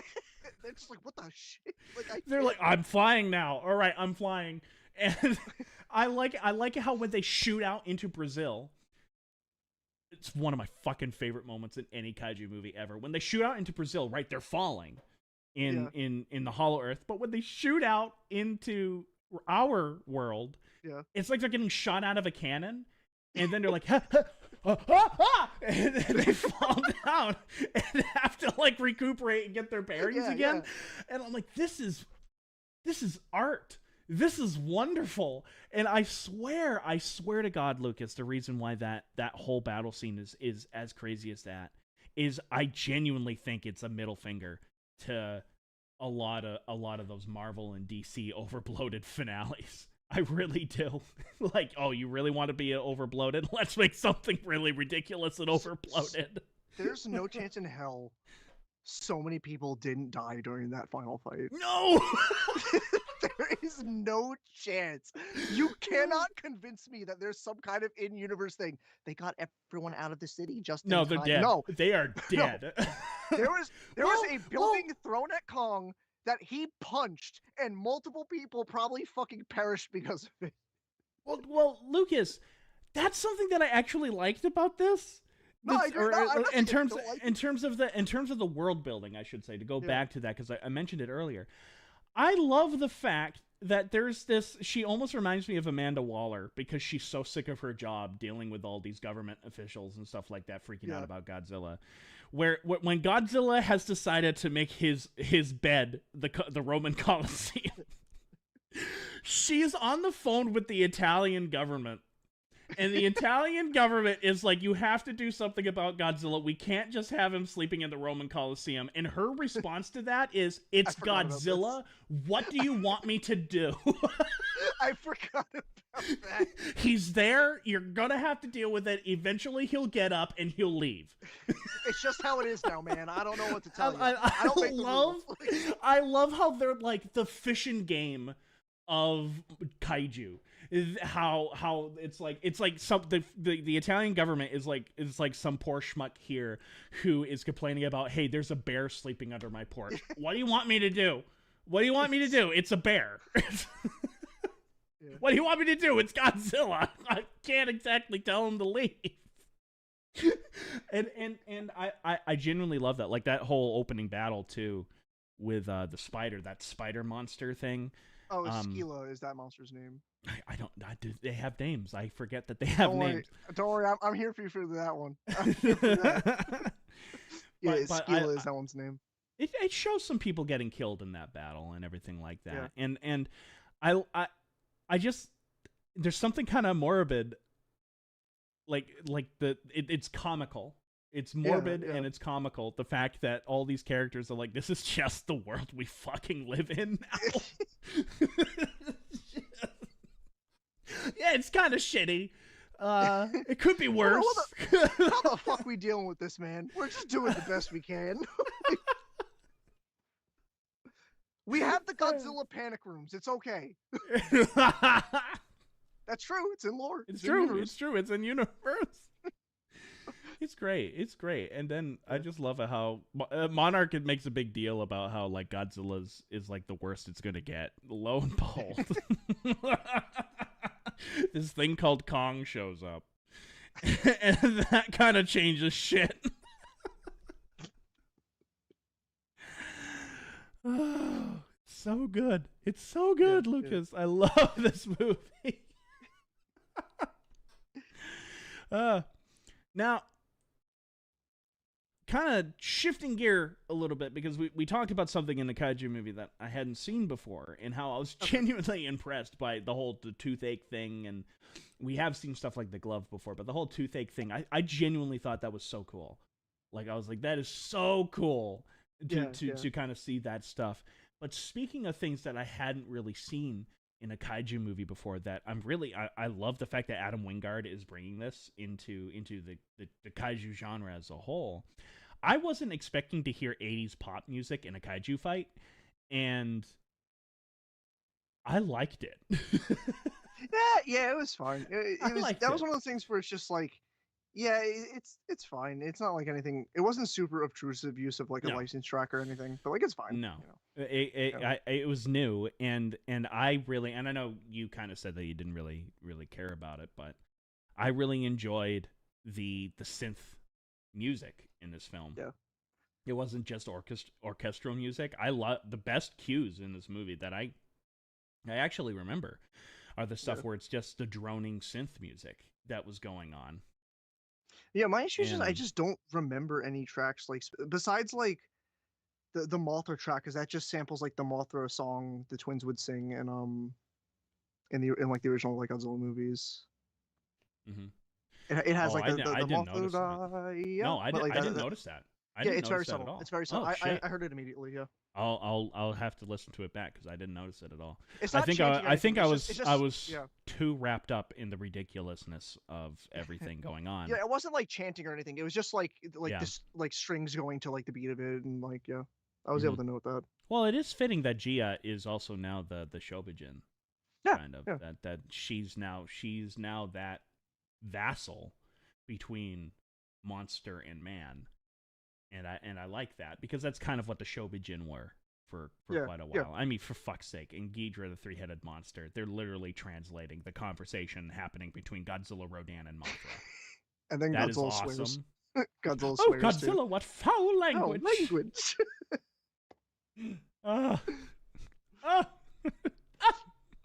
It's great. But yeah, and I'll say that too, not having watched any of the trailers and stuff like that, seeing Mothra show up, was not expecting it. Yeah, and I missed the feeling of having a twist. Yeah, I agree with you. Yeah, like I really like that. It was a lot of great. Well, apparently, like also the issue with like spoilers for this movie specifically came more so from like toy stuff rather than. That's usually the case. Yeah, because I don't know if you know this. Yeah. I don't know if you know just how important toys are to Godzilla. Oh no, I get it. No, I know. I know. Because like I didn't realize it was that crazy in the 90s, and this is in the 90s. Yeah. In the 90s, they didn't care if the movies made money or not because they easily made that money back from toys. Yeah. And I'm like, I didn't realize it was that crazy. Or No, like Toho doesn't make money off of the Godzilla movies. They make their money from the toys it sells. And I'm like, that makes so much sense. This is making insanely good sense to me now. Yeah. And so they don't really care if that happens. But the unfortunate side effect of that is those pictures get leaked and they reveal because I remember that being done with Mechagodzilla. That happened with Mechagodzilla. It happened with Shimo too. Shimo basically got like revealed via toy stuff before they even like show like I've only saw the first two trailers, I think, for this Yeah. movie. Hmm. The second trailer hints at Shimo because it just shows the glowing eyes behind the like lava Hmm. waterfall that they can just control. They can just control the lava waterfall, you know. Yeah. You know. um, but yeah, no, and that sucked. That sucked. And like I remember like a friend of mine, and I was a little too because like the renders that they used for that character were like the design looked weird, but like it really was. And I kept saying this, like I need to just see that monster in motion with the actual movie CG. I'm like, oh yeah, it looks great. Yeah, of course it looks good. It actually looks fine. Like Yeah, I have that with the Mudos on yeah, 2014. How I don't really like the design when they're just sitting in front of me, yeah, but I actually like how contrasty they are to Godzilla yeah. I like that. I in like the Mudos. confines of the movie itself and them in motion. And I like how I am a there's Mudo fan. differences. There's differences with the sexes and everything like Yeah, that. Like I really like that, and I like the thought put into them me as too. Me well. too. Um, I really like Shimo. I like Shimo I more like than Scar King. I like Chimo. Yeah. Yeah, I like Shimo more than Scar King. I did, Sh- and Shimo reminded me so much of, and this is a very shallow reason, but I'm going to say it anyway. Um, the Wii game Godzilla Unleashed created two original monsters for that game specifically. There was Obsidius, who was just a giant lava monster, but the one Shimo reminded me of just reminded me of Crystalak was the other one. I was like, I don't think it was intentional. There was no way that was intentional at all. I'm But I gonna was just look it like, up. I like seeing Oh this, yeah, seeing something that looks similar to that. Yeah, kinda. I could kind of see it. just more meaty and less crystal and more ice. Well, yeah, and also Shimo is a quadruped, Yeah, not bipedal, yeah. which I loved, by the way. I want to see more Yeah, that was quadruped cool. I agree kaiju. with you. Yeah. Yeah, I'd love to see that. Um, It's a little thing you don't think about until you see it and you're like, "Oh shit, I want more of that." I do like how Shimo kind of looks like Godzilla in some ways. Yeah. I do like how they are clearly. It's kind of like how some species here kind of look similar, even though they're Yeah. completely different. Yeah. I like the fact that whatever this environment is has created these kaiju to kind of have this sort of element to them. And I think with Shimo it was kind of like the spikes Yeah. Yeah. in some way. I just liked her color coding too. Yeah. It's like Me I too. like the white and purple and pinks. Yeah. And I'm Just like, okay, pleasant yeah. color scheme overall. Yeah, Like, and different. You know, it yeah. wasn't just charcoal gray or green and stuff like that. And I really enjoyed I just enjoyed Shimo. Like I'm like I like this idea for a kaiju. And I like how big she is too. Yeah. She's Yeah. way bigger than Godzilla, Yeah. but she's not the sharpest Especially tool in the shed. yeah. Especially if like she stands on her back leg. She's Hmm. basically like the opposite Towers too. over Like Godzilla, yeah. yeah. Well, she's like a horse. Yeah. Yeah, she's like a horse. Which, by the way, I've never heard of Crystal before. Uh-huh. I am now getting an education. It's not a deep character or anything. It's just an original design they made for that game specifically. Mm-hmm. But I Because think like of the two, yeah, I never played any of these games. of the two they monsters because they made that and they made another one called Obsidius, I believe was the other one, and like I I think think I know Crystalak that was way one. more inspired of the two.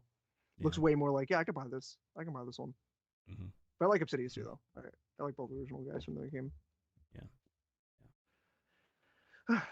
So yeah, Jesus, that was fucking Godzilla X Kong. Trying to think if there's anything. What did you think of Hmm.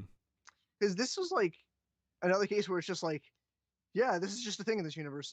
Like that Scar King's main weapon was like a bone whip. Loved it. Yeah, That was so ridiculous. yeah, it was just metalist because I just think of like I don't think bones would be that strong to hold together No. like that. But I'm like in this kind of movie, I'm like yeah, no, I accept it. Yeah, that makes Well, sense. if they're that big, I don't you know how know, many battles has it gone through. You know, this it's is true. like Or maybe he just keeps remaking it. He keeps killing things and then shit. making his own thing. Also, how old is Scar King? He's an old lanky man. He's got to be pretty old. Yeah, Older than Kong. definitely older. Yeah, If definitely older you than go Kong. by the legend of it. Yeah. And Kong's old. And that's just the thing with Kong is I don't think he has anywhere else to go cuz he is now king of these other apes. You know, I think Kong's next big part of his arc is Kong is going to die. Oh, I hope not. One of these monsters are going to die. It's either going to be Godzilla or Kong. I feel like Toho won't let them kill Godzilla. I don't know. I It don't really know. Like depends it's because Toho's very strict. I mean, there's yeah, a reason why we haven't had any more yeah, Toho kaiju in the yeah. MonsterVerse, and it's because Toho is so strict. And I also think like they have to allocate a good amount of budget just to get the rights to use a specific monster too from Because Toho. there's a flat price for all of them. So if you want to Yeah, use yeah, Godzilla, that costs the same if you want to use Anguirus. And I'm like, that's kind of yeah, silly. yeah. Nobody knows who fucking Bro, Anguirus if I is. want to use fucking Gabara, I have to say pay for the same price as As Godzilla. Godzilla, yeah, yeah. You know, fuck it. Let's bring Gabara into. You want to bring horror into the MonsterVerse? Let's bring Gabara. He could Make be like, Gabara the Freddy Krueger of yeah, kaiju. make him Is like fucking like Gabara? he has like scarecrow gas or some shit. That's what he does. Yeah. Let's do it. Let's do it up, Lucas. I'm still a firm Adam defender Wingard, of. call us. We're your Oh yeah, people. I am still a firm defender of getting Jet Jaguar in the MonsterVerse. I am a defender of that, and I feel like It's it could work. it's so ridiculous now, Lucas. I'm on board too. Yeah, I'm like, you I, know I what? Fuck it. Bring him in. Bring him in. humans need a new way to combat kaiju. I'm just saying. I'm just I'm saying. just saying. Let's bring Jet Jaguar in. Jet Jaguar would fit in just fine with this universe now. Yeah, He would, just fine. You see, and you know what? There's a perfect way you can build it up too. You have to use suddenly the red, white, and yellow. You just have to see that color scheme somewhere, and then you can go from there to oh, reveal that they're doing Jet Jaguar. And yeah, I'm dude. like, For me, it was like I think I made this joke when we initially talked about the MonsterVerse on that one stream for Godzilla versus Kong. But like, mm, I always envisioned a like epic after credit scene where it's yes. like the government are talking like we need a new way to deal with the Titans, and it is like, sir, you might want to come see this. They walk into the room, the door opens, and it's like a push-in shot, and it just shows Mm-hmm. the helmet, and it plays like a light version of the Jet Jaguar theme and orchestral for a second. Bum, bum, bum, bum, ba-dum, bum. Ba, ba, Cut. da, ba. I'm telling you, call me. I got the idea. 100%. Well, here's the thing too. Hey, if they made Jet Jaguar work really well in Godzilla Singular Point, Yeah. you can make Jet Jaguar fit in just fine in the MonsterVerse. Like if Jet Jaguar suddenly showed up to fight Godzilla from Godzilla -1,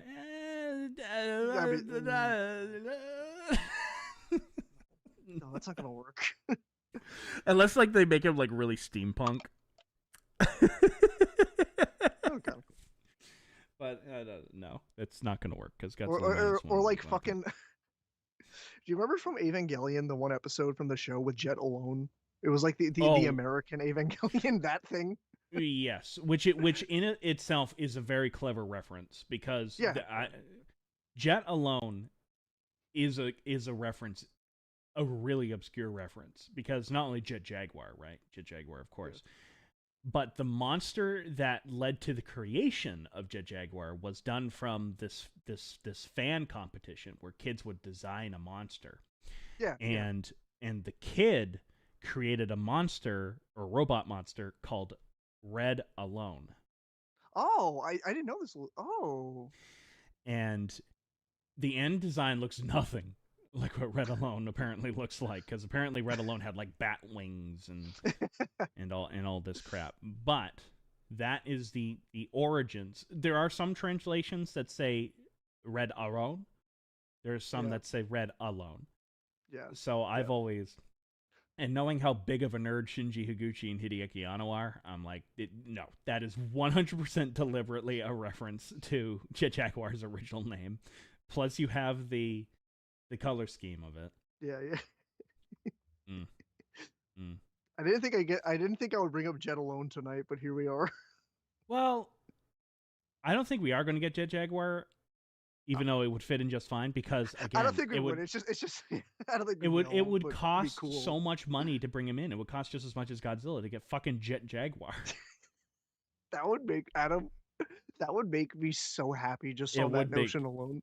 It they would paid be. they paid money for another Toho kaiju. They could have got like Biollante, Space Godzilla. Nah, Yeah. we No. pick Jet Jaguar. We need a Jet Jaguar. I want to see that sales pitch to Legendary Pictures too. I would want to see it because if me being an executive would be like, yeah, we need Jet Jaguar.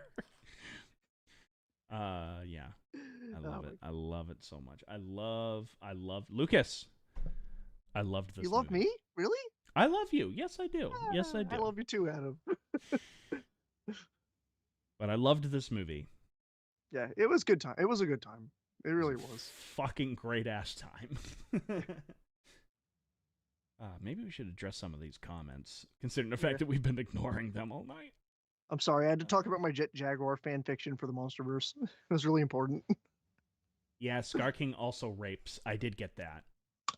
I did get that. I love how evil they made him to the point where I wish he survived and you could reveal in a post-credit scene that he's planning something else. Yeah, yeah. That does make for a good villain. It does. Yeah. You love hating him. It helps that he's like smart and is like thinking. He's not just like a big monster. He's just Yeah. very Yeah. methodical and knows what he's doing. Well, that's what I like about Kong so much. Is Kong? They really Yeah. played into that Kong is the antithesis to Godzilla in several ways. In the MonsterVerse, Kong is very like again the whole holding out of hands and everything like that, and I like that a lot. Godzilla seemed to easily adapt to the zero gravity scene though, because of course he did. It's Godzilla. Bro got dropped from fucking like outer space and King of the Monsters Mhm. and not like outer space, like the stratosphere more so. Yeah. I mean, he's crossed between the surface and the Hollow Earth multiple times, so he's completely used to it. Yeah, he's completely used to this horse shit. Oh, that actually, you did just remind me of something that I did want to mention to you, because the one thing I did leaving this movie was a little, sorry, confusing to me was now it could have just been the specific area these characters were in, but in Monarch, there's an important plot point that like time is different in the Hollow Earth versus Earth time. We did discuss this. Yeah, but like in this movie doesn't really play into that at all, and I'm not sure if that's just No. like an oversight thing that they just kind of Oh, it forgot is. about, which they I yeah, don't. I okay. don't think they care. I don't think Adam Wingard cared. Yeah. I really don't. And judging by the tone of the movie, that's fine with me. No, it's fine, but it's just like it's very weird to go from watching that show and having that be like a very important plot point in that show, and then it's like we go to now and it's like, oh, it's just like night and day now. Now Well, also remember that isn't necessarily the Hollow Earth. It's another dimension within the Hollow Earth. yeah, so that's what I was saying too, is maybe it's just like that area specifically they were in Yeah. causes that. Maybe it was something like that And I to think that's rationalize also it. one reason why they explain Godzilla has lived for so long. It's because Okay. Godzilla himself likes to go into that area Okay. and do Okay. his Yeah. thing there. Yeah. I would be curious to see if they ever play that up within the movies, if they ever bring that up within the movies. I don't ever think they will. I don't think they will either, and I think it really might just be as simple as like the area Mhm. those humans were in specifically. Time is fucky And there. I'm being honest, Lucas. I'm okay with that. Yeah, it's fine. I'm I'm not saying it's a huge okay. deal, but it's like it's just hard to go back from that, like after just watching that show and going into this and Mhm. being like, oh, that's just yeah, that is just It ignored. is a bit Like jarring. It is a bit it's fine jarring. though. It's not the end of the world. It's fine. Excuse me. Yeah, You're it is. excused. You're putting me to sleep, Lucas. No. Dude, I feel you. I do that to myself every day. I look at the mirror and I start yawning. I'm like, oh shit.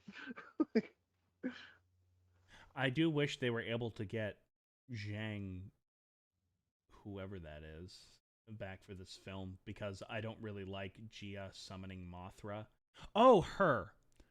No, I gotta disagree with you. I love the fact that it became Gia.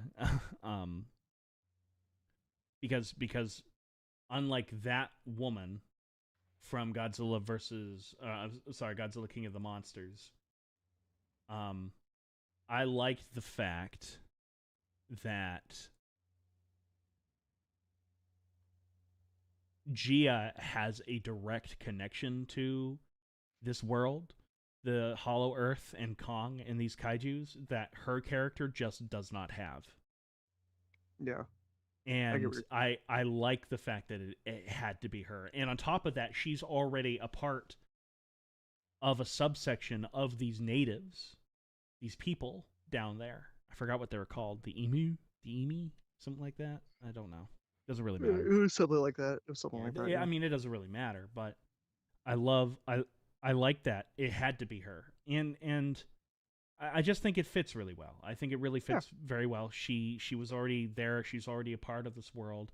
Did I really care for the whole prophecy kind of aspect of that? No, Yeah, it was a little. I've Yeah, never yeah. liked the prophecy elements. I would have been just fine if it just happened to be her. She happened to Yeah. be getting this kind of calling, and she just went down there and was exploring and trying to figure it out. It would have been interesting if the natives there weren't sure if it was supposed to be her, and they don't figure out that it was supposed to be her until it's happening. I thought that would have been interesting. But yeah, you see, it was the Iwi. I was right. Yeah, it was easy. Yeah, okay. So yeah, I'm perfectly okay with it being her. Yeah, yeah. Would love to see Anguirus. Yeah, I mean, if Shimu, well, I'm sorry, if Doug is Kong's dog, Anguirus would be Godzilla's.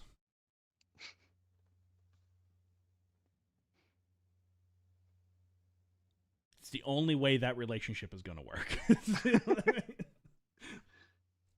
I also thought Shimo was a reference to the Ratosaur from the Beast from 20,000 Fathoms. I really see that. Yeah, I I see that didn't. now that you say it. Now that you say it, yeah, I see I it. didn't think of that at all, and it very well could be because we know Adam Wingard. We know Simon Barrett does too. Simon Barrett likes those Ray Harryhausen movies. Mhm. It could be. It damn well could be. It could fit. And I'll be honest, I didn't think about it, but now that I'm thinking about it and looking at the design, yeah, it very well could be.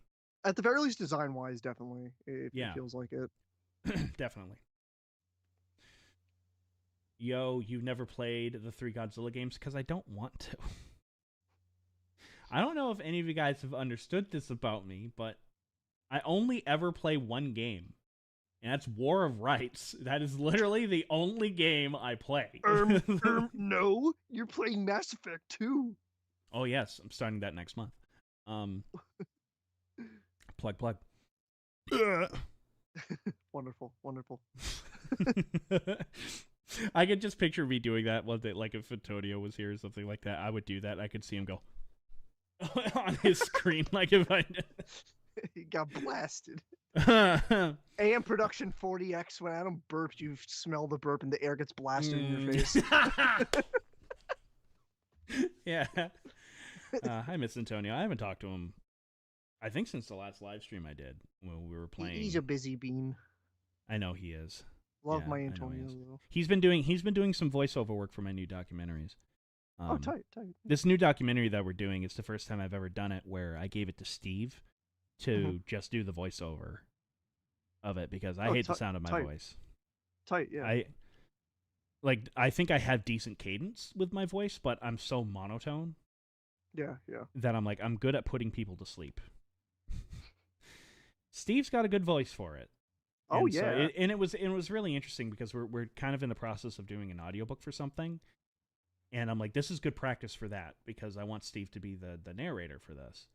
And it's a big job. That's a big job. And we've sort of discovered this, that being the narrator for an audiobook or a documentary is very different than being just a normal character in a voice actor realm. Oh yeah, it's different. It's very different. Yeah. and I'm like, okay. So we were kind of using this as practice to be because we did a recording one day and it just didn't work. He was speaking too fast. I didn't give him good direction. I'm like, we got to do a take 2. Let's do a take 2. It's practice. Yeah, and that's how I was looking at it too. I was like, I'm not mad that this first recording session sucked.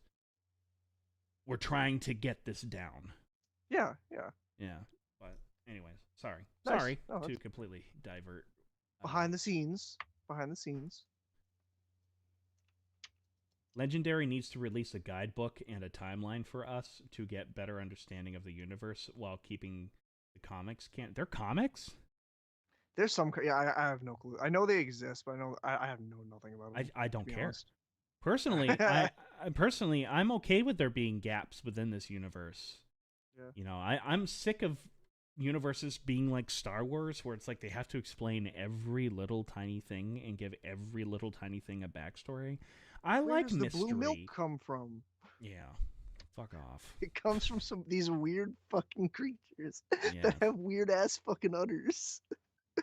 I I like the I like having mystery in my work. I like Yeah. having mysteries in my universe. I like the teasing of it. Like Mhm. I love the sort of the this is going to sound so raunchy and everything. I don't mean it to, but I like the sort of foreplay of some of the Ooh, stuff Adam. where it's like well yeah, where it's No, like I agree. I get what hey you're saying. I agree with you. Yeah. that Yeah. skeleton bridge that Yeah. Kong crosses in this movie is to me like the prime example of that within this particular film. They didn't need to explain that. I don't want them to explain that, but it's so cool and so interesting that it made my mouth water. That I Yeah. No, I want get what you're to saying. Yeah. learn more, and Yeah. that's fine. You know, Yeah. I'm sick of things being overly explained. I really Well, am. that's actually it's funny. It's funny. I have to bring up my little franchise here for a second because it's like Five Nights at Freddy's is a franchise that like everyone wants to like perfectly solve, and I'm just like I don't even give a shit about solving it anymore. I'm just here for the fucking ride, man, and like formulating my own little pieces together. I really don't need a full answer to this. Like it's Lucas, speaking of FNAF, hi. I have a couple things for you. A One's a couple. question. One's a Okay, question. sure. The term "the bite of '87" was that Was canon or is that Markiplier? no the bite. Okay, so the bite. That's a whole. I know that the event happened. That's a whole can of worms. So the bite of Oh, '87 is what in FNAF one is what is it? It's just an event the phone guy refers to, which I'm still convinced is like wasn't meant to be that super important. It was just like supposed to be the guy on the phone's like misremembering something. Because then in the fourth game, where we see a bite happen, it's like implied it actually takes place in 1983 and 1987. But yes, the bite of '87 is an event. However, the meme of Markiplier going, "Was that the bite of '87?" was from yeah. his playthrough of FNAF 1. Okay. All right. All right. Because and the reason why is because I thought of you because I mentioned when we first started kind of chatting when I was prepping for this Yeah. how I've been watching a show called Space 1999. Mhm. Judging by the title, you can gather that the show takes place in 1999. Well, according to the lore of Space 1999, there was a big world war, almost apocalyptic war that took place in 1987,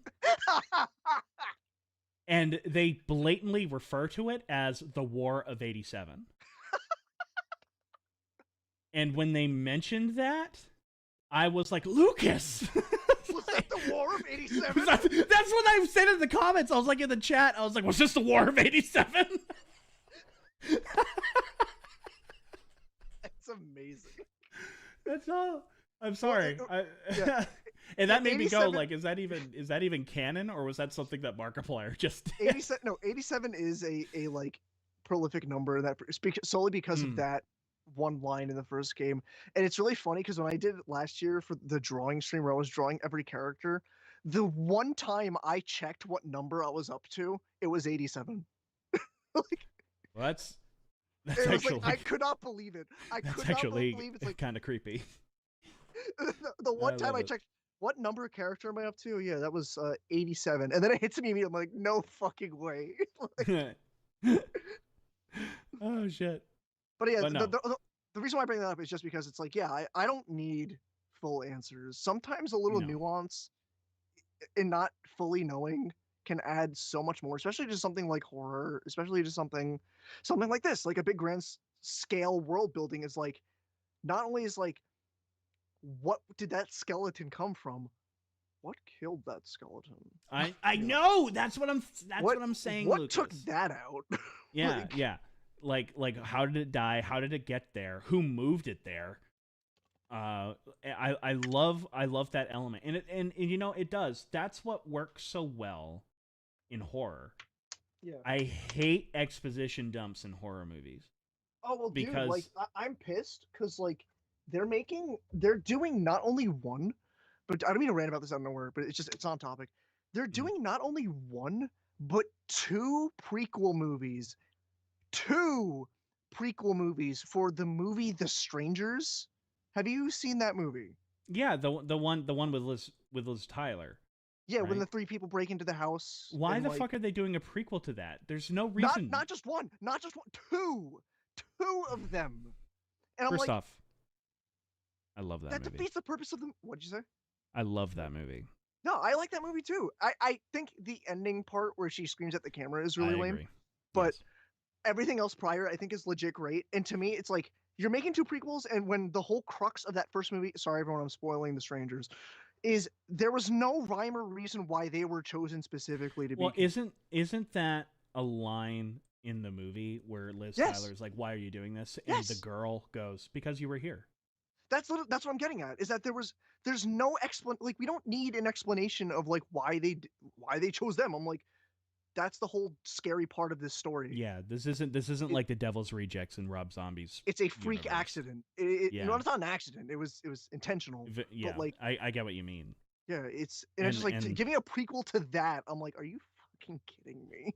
well, I like the mystery of it, and one of the reasons why I like the Monarch so much is that they wet your whistle enough with a lot of things, but they don't fully explain a lot of it either. And that's I like that stuff. I do. In fact, that's one of the great Yeah, me things that too. I love about the Mass Effect trilogy so much is Christ, when you find out that what's happening is a cycle and you realize how long the cycle has been going, that opens a whole can of worms that I'm Yeah, so happy that the universe or the lore doesn't really get into, but really gets your mouth watering yeah, thinking about yeah, it. yeah, And also that plays into my favorite type of horror too, Lovecraftian horror. The whole idea of Lovecraftian horror is that anybody who knows what this stuff is or figures out what this is goes crazy. It's yeah, so yeah, insane that you go mad, and that kind of makes you more curious yeah, yeah, of yeah. of what this thing is, and I that's what I like. Not that Godzilla X Kong is Lovecraftian in any way, shape, and form, but um, all right, back to these comments. Let's see.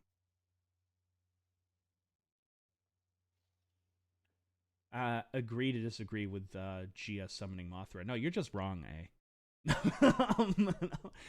um, Zhang's. I don't even know who Zhang is. I I'm lost too. I She's don't know. that girl that you see take off her hood when Mothra shows up Ah, on King of the Monsters, or at least I think that's who it is. I don't even know who that is. I don't even know her significance within the story itself. Um, Zhang be notified of what the signals I meant, and that doesn't work. And they do what the movies did. Only difference is using Gia doesn't work, so Zhang's character needs to return. I like the simplicity of Gia as well, just because the rest of the movie is simple. Um, oh my god, what is my chat doing? Go away. Why are you? what happened? I don't know.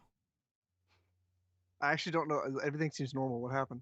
Like, No, and no, my screen, right? Because I was highlighting some of it, just because I do that usually when I okay. read. Um, Yeah, yeah. there we go. It went away. Beautiful. I don't know. It was like a little menu that popped up, and I'm like, "What YouTube? What are Oh, you doing?" Um, Skeleton Bridge was a reference to Red Sonja. Of course it was. Of course, Adam Wingard would reference that fucking Conan the Barbarian knockoff. okay. Ugh. Let's see. Godzilla Dominion is more further Godzilla's character. Godzilla that came out when 2014 hit, didn't it, Godzilla Kiru? And if so, I thought that was deemed non-canon anymore. And not only that, but I thought there are blatant contradictions within that book and 2014. Oh God, the menu popped up again. What is this horse crap? There we go. It went away. Oh, I figured out how to make it go away. All right. Because I do remember that, and I do remember complaining about that when 2014 came out, where it's like, God, this book is so inconsistent. Wait, how old does that make Serizawa? That's ridiculous. That's just silly. Let's see. How many more of those things are still alive? Yeah, those big giant things. How many more of those are still there? No.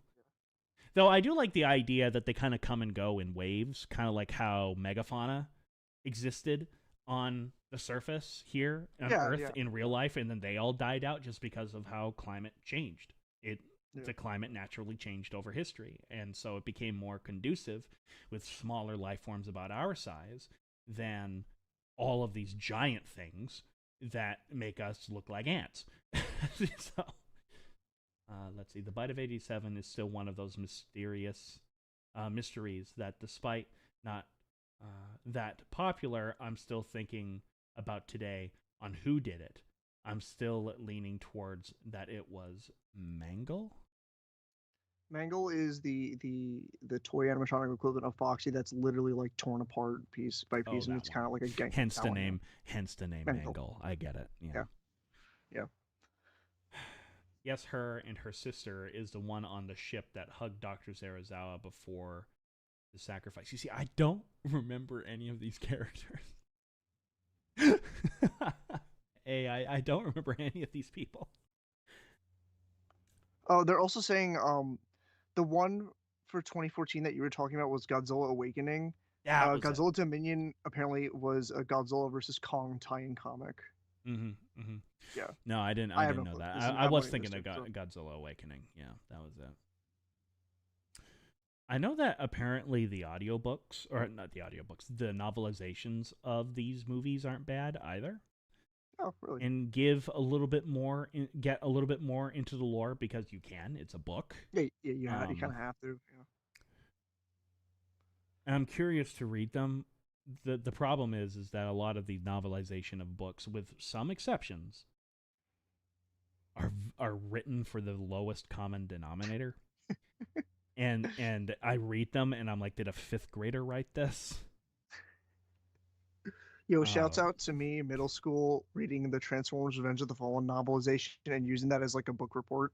I had that for King Kong. Somebody wrote a novelization of Peter Jackson's movie. But then I discovered, dude, this is so cool. I still have that book, and no joke, it's still one of my favorite books.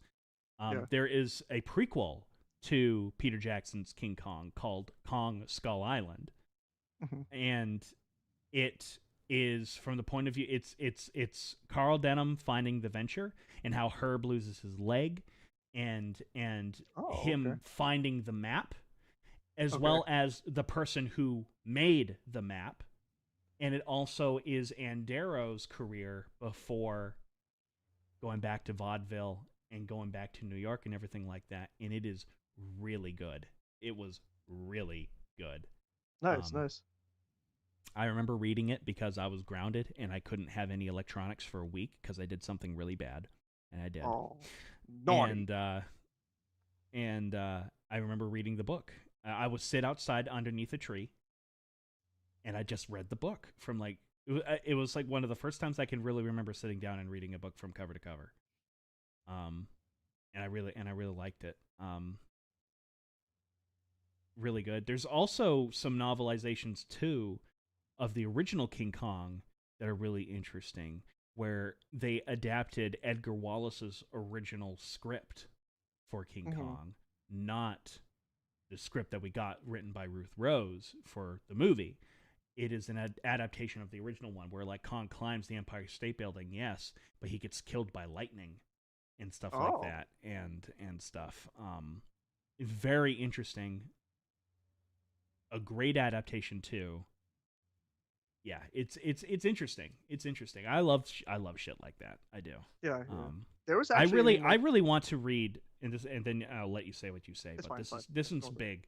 because I kind of did a video about this. I desperately want there to be an English translation of the Mothra novelization from 1960, where the original 4 writers, they turned their original idea called The Golden Fairies and Mothra into a novel and released it. I desperately want to get my hands on an English translation of that book because it sounds so cool. Yeah, Their it sounds, their just from the concept, original, sounds kind of neat. Yeah. yeah, the original idea was so cool. And I did do a video about this, kind of. Yeah. And I would love to get my hands on that Yeah. a lot. It's interesting how like some things can change drastically in novelizations, because I'm gonna bring it up again. Even though this is like not at all a like nuanced or like big like professional movie to talk about, but the third Transformers movie, Dark of the Moon, the ending in the novelization of that book is like surprisingly, because in the ending of the actual movie, Optimus just kills Megatron point blank, and it's like it's actually memed upon people how like Optimus basically kills Sentinel Prime, who's like a war criminal, point blank, and then kills Megatron. But in the book, in the novelization of that movie, they actually like Optimus and Megatron form peace. They realize their differences and realize what they want to do. Where it's like I think the Decepticons stay on Cybertron and then the Autobots stay on Earth or something. But it's like surprisingly nuanced for what that fucking For movie what that is. And I'm is. like, Yeah. for what that is. And I'm like, why did you do that? I mean, Yeah, there's a I know couple why of you those. didn't. I know Yeah, why you there's a didn't couple do of it, those. but like, I also want to say this because you say OMG, you want this book. Well, I have it here. Give me a second. This is it. It is called The Island of the Skull. King Kong, The Island of the Skull. This oh, is I think the I've seen book. that cover. I Yeah. think I've definitely seen that cover like growing up at By a Matthew bookstore or Costello something. in 2005. Now, to be clear, I've read this since. I've reread this book a couple of times, and it is written for teens, to be very specific. But yeah, it is a prequel to the 2005 movie, and it is awesome. I highly recommend it. Yeah. Like, I think the first scene with Carl Denham, if I remember correctly, is him needing to fight like walruses, and that's what ends up getting Herb's leg cut off, which is why he gets eaten in the 2005 film, is because he has that fake leg. And yeah, it's really it's good. I highly recommend it. No, that's cool. That's cool. Yeah. I just wanted to bring it up because somebody was mentioning in the comments that hey, they want to find it. Yeah. The movie Megatron can't word things right because This is making missing me half laugh. the processor. Novel Megatron knows how to speak to not die. Yeah. That was funny. I was laughing at that as you were saying that before. Yeah. Oh man. I don't really have anything else to say about Godzilla X Kong. Godzilla X Kong. I have one last thing to say. It is the most important criticism that I have to say about this movie. Yeah, I'm glad you put camera on me for this. It's really important. Okay. The movie was called Godzilla X Kong, and they didn't kiss. I was about to make that same fucking joke. What the fuck? They I was hugged. like, yes, that's fine. They hugged at one point. Yes, but no, I wanted full on smooch. What the fuck? Well, I wanted the bro handshake at 1.2, like in Predator. Yeah, the Predator handshake. Yeah. It would have fit just fine with the tone of this movie too. But I hate the title Godzilla X Kong because of the fan fiction world. Well, dude, you know what's even worse now? They announced a few months back they're re-releasing Sonic Generations and adding a Shadow expansion onto it, and it's called Sonic X Shadow Generations. Do you realize the ramifications of that? Because that tag has already existed on the internet. Let me tell you. I wonder if they have to know. They have to know. They have to know, but I don't know. I just think that's really funny. Master Video Studios, you mentioned something here. You say the Skull Island in my universe is based mostly on Peter Jackson's Skull Island. Yeah. The world building in the 2005 King Kong movie for everything, from the venture to the people on the venture to Skull Island itself, is a prime example of we don't need to know these details, but it's awesome that they sprinkle in hints of what that is enough to keep you interested. The idea that Skull Island is sinking and that at one time the dinosaurs were on the outside of the wall, but because it sank, they broke through the wall, pushing the humans out, which is why they're just on the coast. The fact that most of the natives on that island were at one time conquistadors, Spanish conquistadors, and there's little hints throughout some of like the architecture in some of the costumes that are in the background. I love that shit. I love the fact that these aren't dinosaurs from X hundred million years ago. These are dinosaurs that have evolved since then, so they're not quite the same. I love the fact that Kong is clearly the last of his kind. In his cave, you see all those skeletons and stuff like that, and it shows how lonely he is. I really love that. I love how that little girl that you see when they first arrive on Skull Island, it's hinted that she was supposed to be the sacrifice, or she was going to grow up to just be the sacrifice for Kong, and that there's kind of like a breeding ring going along, that they always have like these girls that would then be sacrificed to Kong.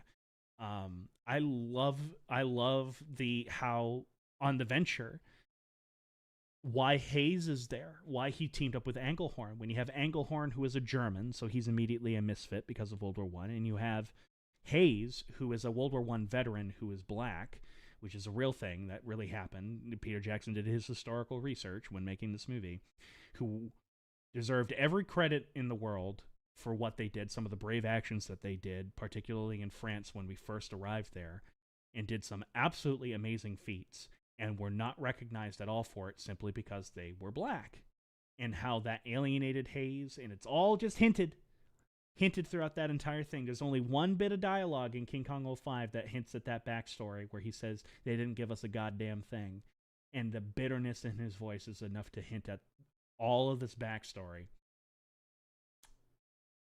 One cannot say Peter Jackson does not think out his universes when he really cares about shit. No, he does. He does. Yeah.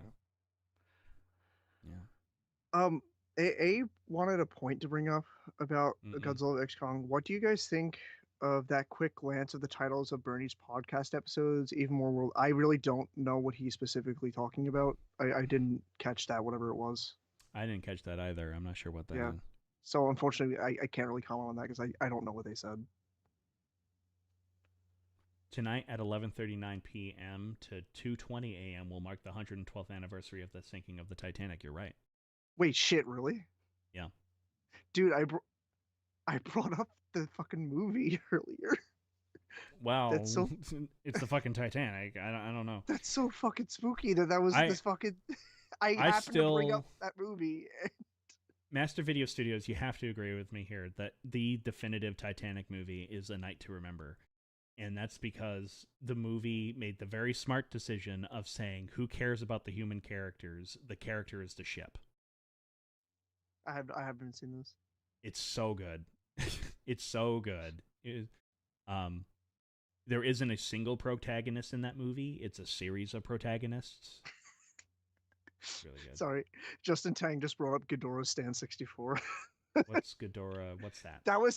That was someone he mentioned that Bernie was being trolled by someone on okay. Ghidorah Stand 64. Ghidorah Stand 64. Also, said too that apparently there was 2 titles mentioned Planet X. My assumption is that's just a really cutesy reference. That's just a cute little thing. Yeah. But Ghidorah Stand 64, that made me laugh. I chuckled like I do remember that. That sounds like a name you would hear.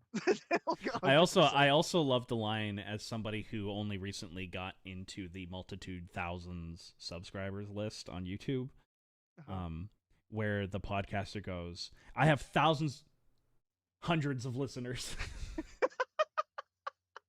that made me go, "Yeah, I feel that." That's funny. Yeah, I know Master Video Studios, and I too remember is a masterpiece. A Titanic movie actually about the Titanic. Lucas, I'm not kidding.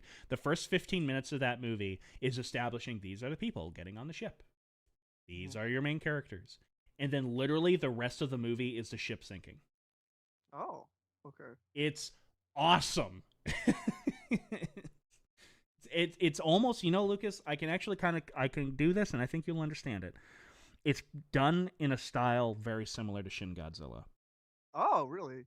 Yes. That's interesting. Where there's tons of different characters doing a bunch of different things all at kind of the same time, trying to get out of this horrible situation and find a solution. Yeah, and it's constantly cutting back and forth between the bunch of them. It's very. But sorry, it doesn't beat the animated one that has the rapping dog. Sorry, it does bro. not. Well, I like the giant octopus. Is that the one with the giant octopus? That was the sequel one. That was the sequel one. Yes. Okay. With tentacles. Fucking animated fucking Titanic movie. Animated Titanic is the bomb. Yeah. It's the bee's knees. They did establish King Ghidorah as an alien. Oh, that's true. Yeah, he is the false king. He is the false king. Yeah. I swear to God, that's the only thing that they could do to make this even more ridiculous, I think, is if they introduce aliens. And I hope they just wear those. I hope they wear the costumes from Invasion of Astro Monster. I don't want them to do any modifications. It's just those costumes. Do you remember when Godzilla versus Kong was coming out and everyone was thinking aliens were going to be the big reveal at the end of the movie? Because of the heave ships that they saw in the background. Yes. Remember that? I do remember that. And it was so ridiculous, you can kind of understand why. We were I didn't think it was going to be aliens. I didn't. It would have been cool though. I was happy, that was probably the big thing. Like, I don't really care for that Mecha Godzilla in that movie. Mm-hmm. But it was good to see Mecha Godzilla be bad again. Yeah, it was cool how they took the inspiration from like Kiryu, that was like, it was based on another monster and it gained that monster's previous sentience. Mm-hmm. That was cool. Mm-hmm. Yeah, I also like I like that design. I'm a bit of an apologist for it, but like I think it looks I like how close it is to the OG Godzilla in that film. Yeah. How closely it matches MonsterVerse Godzilla, because if you look at some of the other Mecha Godzilla designs, they look nothing like the Godzilla they're trying to portray. Yeah. Particularly the Showa era one. But I love Showa era Mechagodzilla. That is my that's so good. Yeah, that's my favorite one. No. To be clear, Lucas, I'm criticizing that because it looks nothing like the Godzilla in that movie. Okay, I gotcha. Yeah. I love the design though. I love how steampunk it is. Oh yeah, all the little rivets and everything. Yeah, even though I love how the finger missiles somehow keep appearing, even though the heads of the missiles are bigger than the finger itself. I just love that logic. Surprised you didn't mention the German Titanic film made in 19. Oh my God, that fucking movie. The movie. Oh my God. Okay, Lucas. You're about to go for a ride. Okay. Oh wait, let me strap in. Okay, cool. I think you need to for this movie, because I think the making of the movie is more interesting than the actual Titanic sinking. Okay. So 1943, right? 1943. You're in the middle of World War II, right? Uh-oh. Joseph Goebbels, the head of propaganda, is like, we need a movie that will rally the people. Let's make a Titanic movie. Okay, sure. The roller coaster starting. Hold on. We'll make a Titanic movie, right? We'll make a Titanic movie. So he hires the best director. He hires thousands of extras. Takes thousands of soldiers off the front lines to be extras in this movie. Oh no. They make the movie. And the movie is sort of like the Germans are the lower class citizens and the British are the upper class citizens. It really plays up into the idea that of the whole thing where the second class citizens, didn't get to the lifeboats until the very end. Yeah, that whole aspect, which did happen, to be clear, that did happen. But the movie really plays up. It was the British that kept the German low class down there. Therefore, we need to hate the British, right? But the movie accidentally comes across as, hey, the people need to revolt against this upper class violent regime that is killing us all. Joseph Goebbels realized what was happening here, started putting spies on the set of the movie to make sure that they weren't trying to sneak a message like that into the film itself. People from the set of the movie were getting arrested by the Gestapo and then thrown into concentration camps because they had any inkling of this sort of message that might be in the film. The director himself ended up being arrested by the Gestapo and mysteriously ended up being hanged. Oh my god. They said that he hanged himself, but you cannot. It's like Jeffrey Epstein. Yeah, and they spent a buttload of money on this movie, Lucas. A buttload. Like, you look at the film, because you can find it online for free, on YouTube for free. It is an expensive-looking movie, to the point that A Night to Remember uses stock footage from this movie. Oh, wow.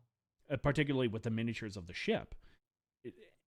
And what does Joseph Goebbels do when he sees the movie? He shelves the fucking thing. So it never gets a big release. He just wasted how much resources in a war-torn economy where you need those resources fighting your fucking crazy war? That's insane. The director is killed.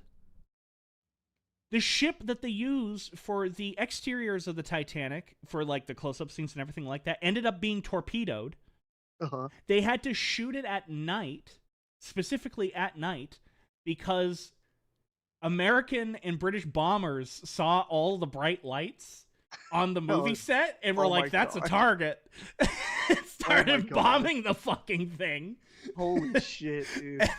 And I'm like, this isn't even scratching the surface, guys.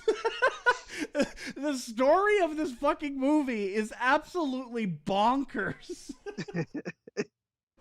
And I'm like, this is awesome. This needs to be a movie in of itself. It's almost like Paul Gasari, the making of Paul Gasari, the North Korean giant monster movie, and the kidnapping and all that crap. I'm like, wow, these are two movies that need a movie on the making of the movie. Yeah. And you don't need to sugarcoat it. You don't even need to like do an Ed Wood. Where you kind of romanticize things. No. Look at what actually happened and just tell that into a story. Yeah. It is fucking insane. Insane. That sounds nuts. It is nuts. I'm like, holy fuck. I should do a documentary on it. I should. Yeah, you should. No, I think that would be a cool one. Yeah. Oh, now that I've completely gone off the rails because somebody mentioned the 1943 German Titanic movie. I first heard about the German Titanic movie because I was on a Titanic binge and it was playing on TCM one day. And I was like, "There's a 19." I knew there was one made in 1941, I think, which was an American movie. Which actually the James Cameron one feels more like a remake to that movie than anything else. And I knew of that one, but what is this one from 1943? And lo and behold, I see the Third Reich logo at the very beginning of the film, and I'm like, oh fuck, we're in for a ride. We're in for a fucking ride.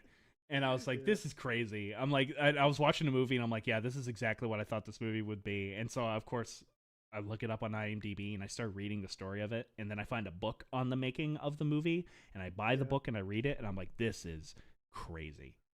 That's insane that it was shelved too. After I know that's just it.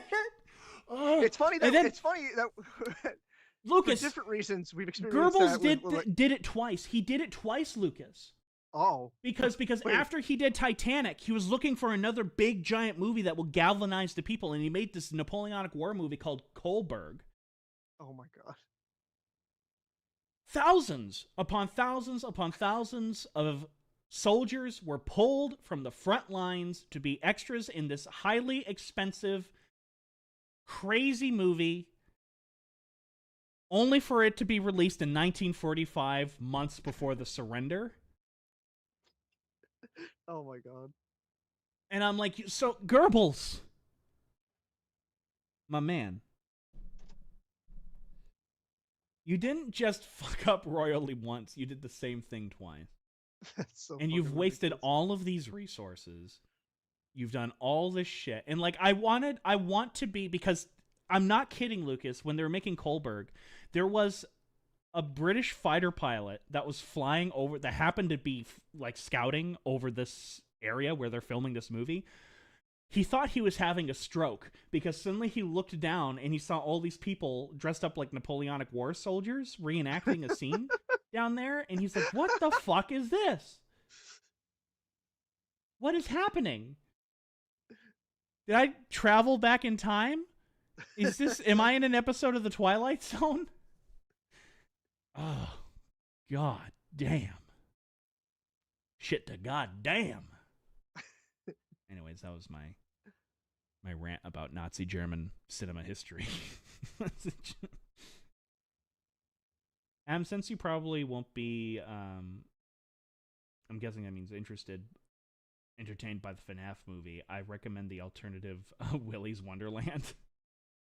I think I know what movie that is. That's a Nicolas Cage one. If you're thinking that's the Nicolas Cage one. Red Letter Media said that they were extremely let down by that movie, and I tend to respect Red Letter Media's opinion on certain things.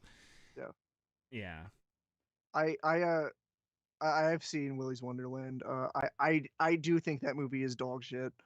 But if Nicolas Cage is fun in it, though, if Nicolas Cage wasn't in that movie, it would be even worse. But it's at least fun to see Nicolas Cage be weird. But like I can't recommend. Want to see the Winnie the Pooh movie where Winnie the Pooh is killing everybody? Why? That movie is so bad. Dude. Is it really bad? Because I think it would be great if he started killing people with honey. It's pretty not good. It's pretty bad. Damn. Dude. Damn. Do you know the sequel came out? I know that they're trying to make it into a cinematic universe. The Pooniverse, sir. The Pooniverse. The Pooniverse, all right? Like, to me, that's like, I've never been on board, like, oh, this thing's public domain now. We have to make it a scary horror movie. I've never been on board. I never just found it funny. Like, just like, this is annoying. This is stupid. Matthew, I didn't know that there was a novelization for Godzilla -1. Oh, that's cool. I would love it if they got an English translation. I don't see why not. I mean, the movie did well enough over here. Yeah. Dude, did you see that Blu-ray that's getting released over in Japan has like 5 discs? No, I didn't. Oh. I just want a fucking confirmed release for us. I know. Please. I know. I really would like that soon. I just don't. I'm curious if it has both cuts of the movie in it. The black and white one, and that's what I'm really banking on it having the black and white cut, because I didn't get to see that in theaters. I hope so. I think it will. I hope it does. I hope it does. Yeah. Hope Godzilla -1. Let's see, the Pooniverse. Yeah. I'm just saying what they called it, bro. Like, that's what they're calling it.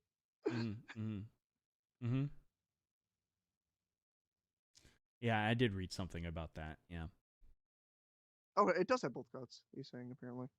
Okay, because I don't know what special. I know it has a fuck ton of special features. That's what I want to watch. That's gonna be good too. Yeah, that's I want to watch the special features, because if it's 3 discs worth of special features, I'm like, I hope they do like what Peter Jackson does with his movies, where like they have hours upon hours upon hours of behind the scenes documentary stuff on the making of the movie. And I love how Peter Jackson doesn't sugarcoat it. He does in The Hobbit a little bit, which annoyed me, but even The Hobbit shows that they were struggling. Like, I love how there's a big part of the Battle of Five Armies behind the scenes where Peter Jackson rage quits.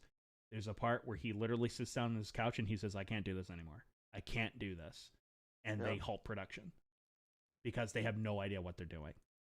Yeah. And I miss those special features. I can't stand Disney's everything's all lovey-dovey on a movie set, because that can't be further from the fucking truth. I mean, you will definitely always have movie sets that like are better than others. Don't get me wrong. Yeah. But there's always that tension on a movie set. It's always going to be there, because you have to get X amount done in X amount of days, and X amount of time, and X amount of money. Yeah.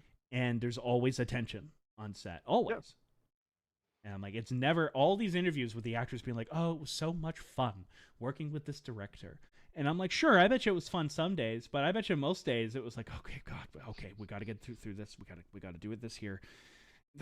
And I'm like, yeah, that if you go onto a real movie set, it's never what they present in these special features, Oh, like ever. it's not. It's not. Yeah. Boy. So Well, that was Godzilla X Kong, everyone. mm-hmm. That was Godzilla X Titanic. Joseph Goebbels' Revenge. Well, I've exhausted myself, and we've been Yeah, talking for over 2 hours, so yeah. Y'all I'm got pretty some good tired. eats tonight, so. Mm-hmm. Mm-hmm. Mm-hmm. Indeedly Mm, do. mm. Indeedly do. Well, let's wrap this up, Lucas. Okay. So, why don't you pimp yourself out for a little bit, Lucas? Okie dokie, Adam. I got this. I got this, guys. I got this. All right. So what's up? My name's Lucas. I'm your little local funny man. I'm the humble host of Pal Pop over here on YouTube. I do streams. This week, I'm actually starting a new game. I'm going back and playing. Because I You're going started. I've never back. played this.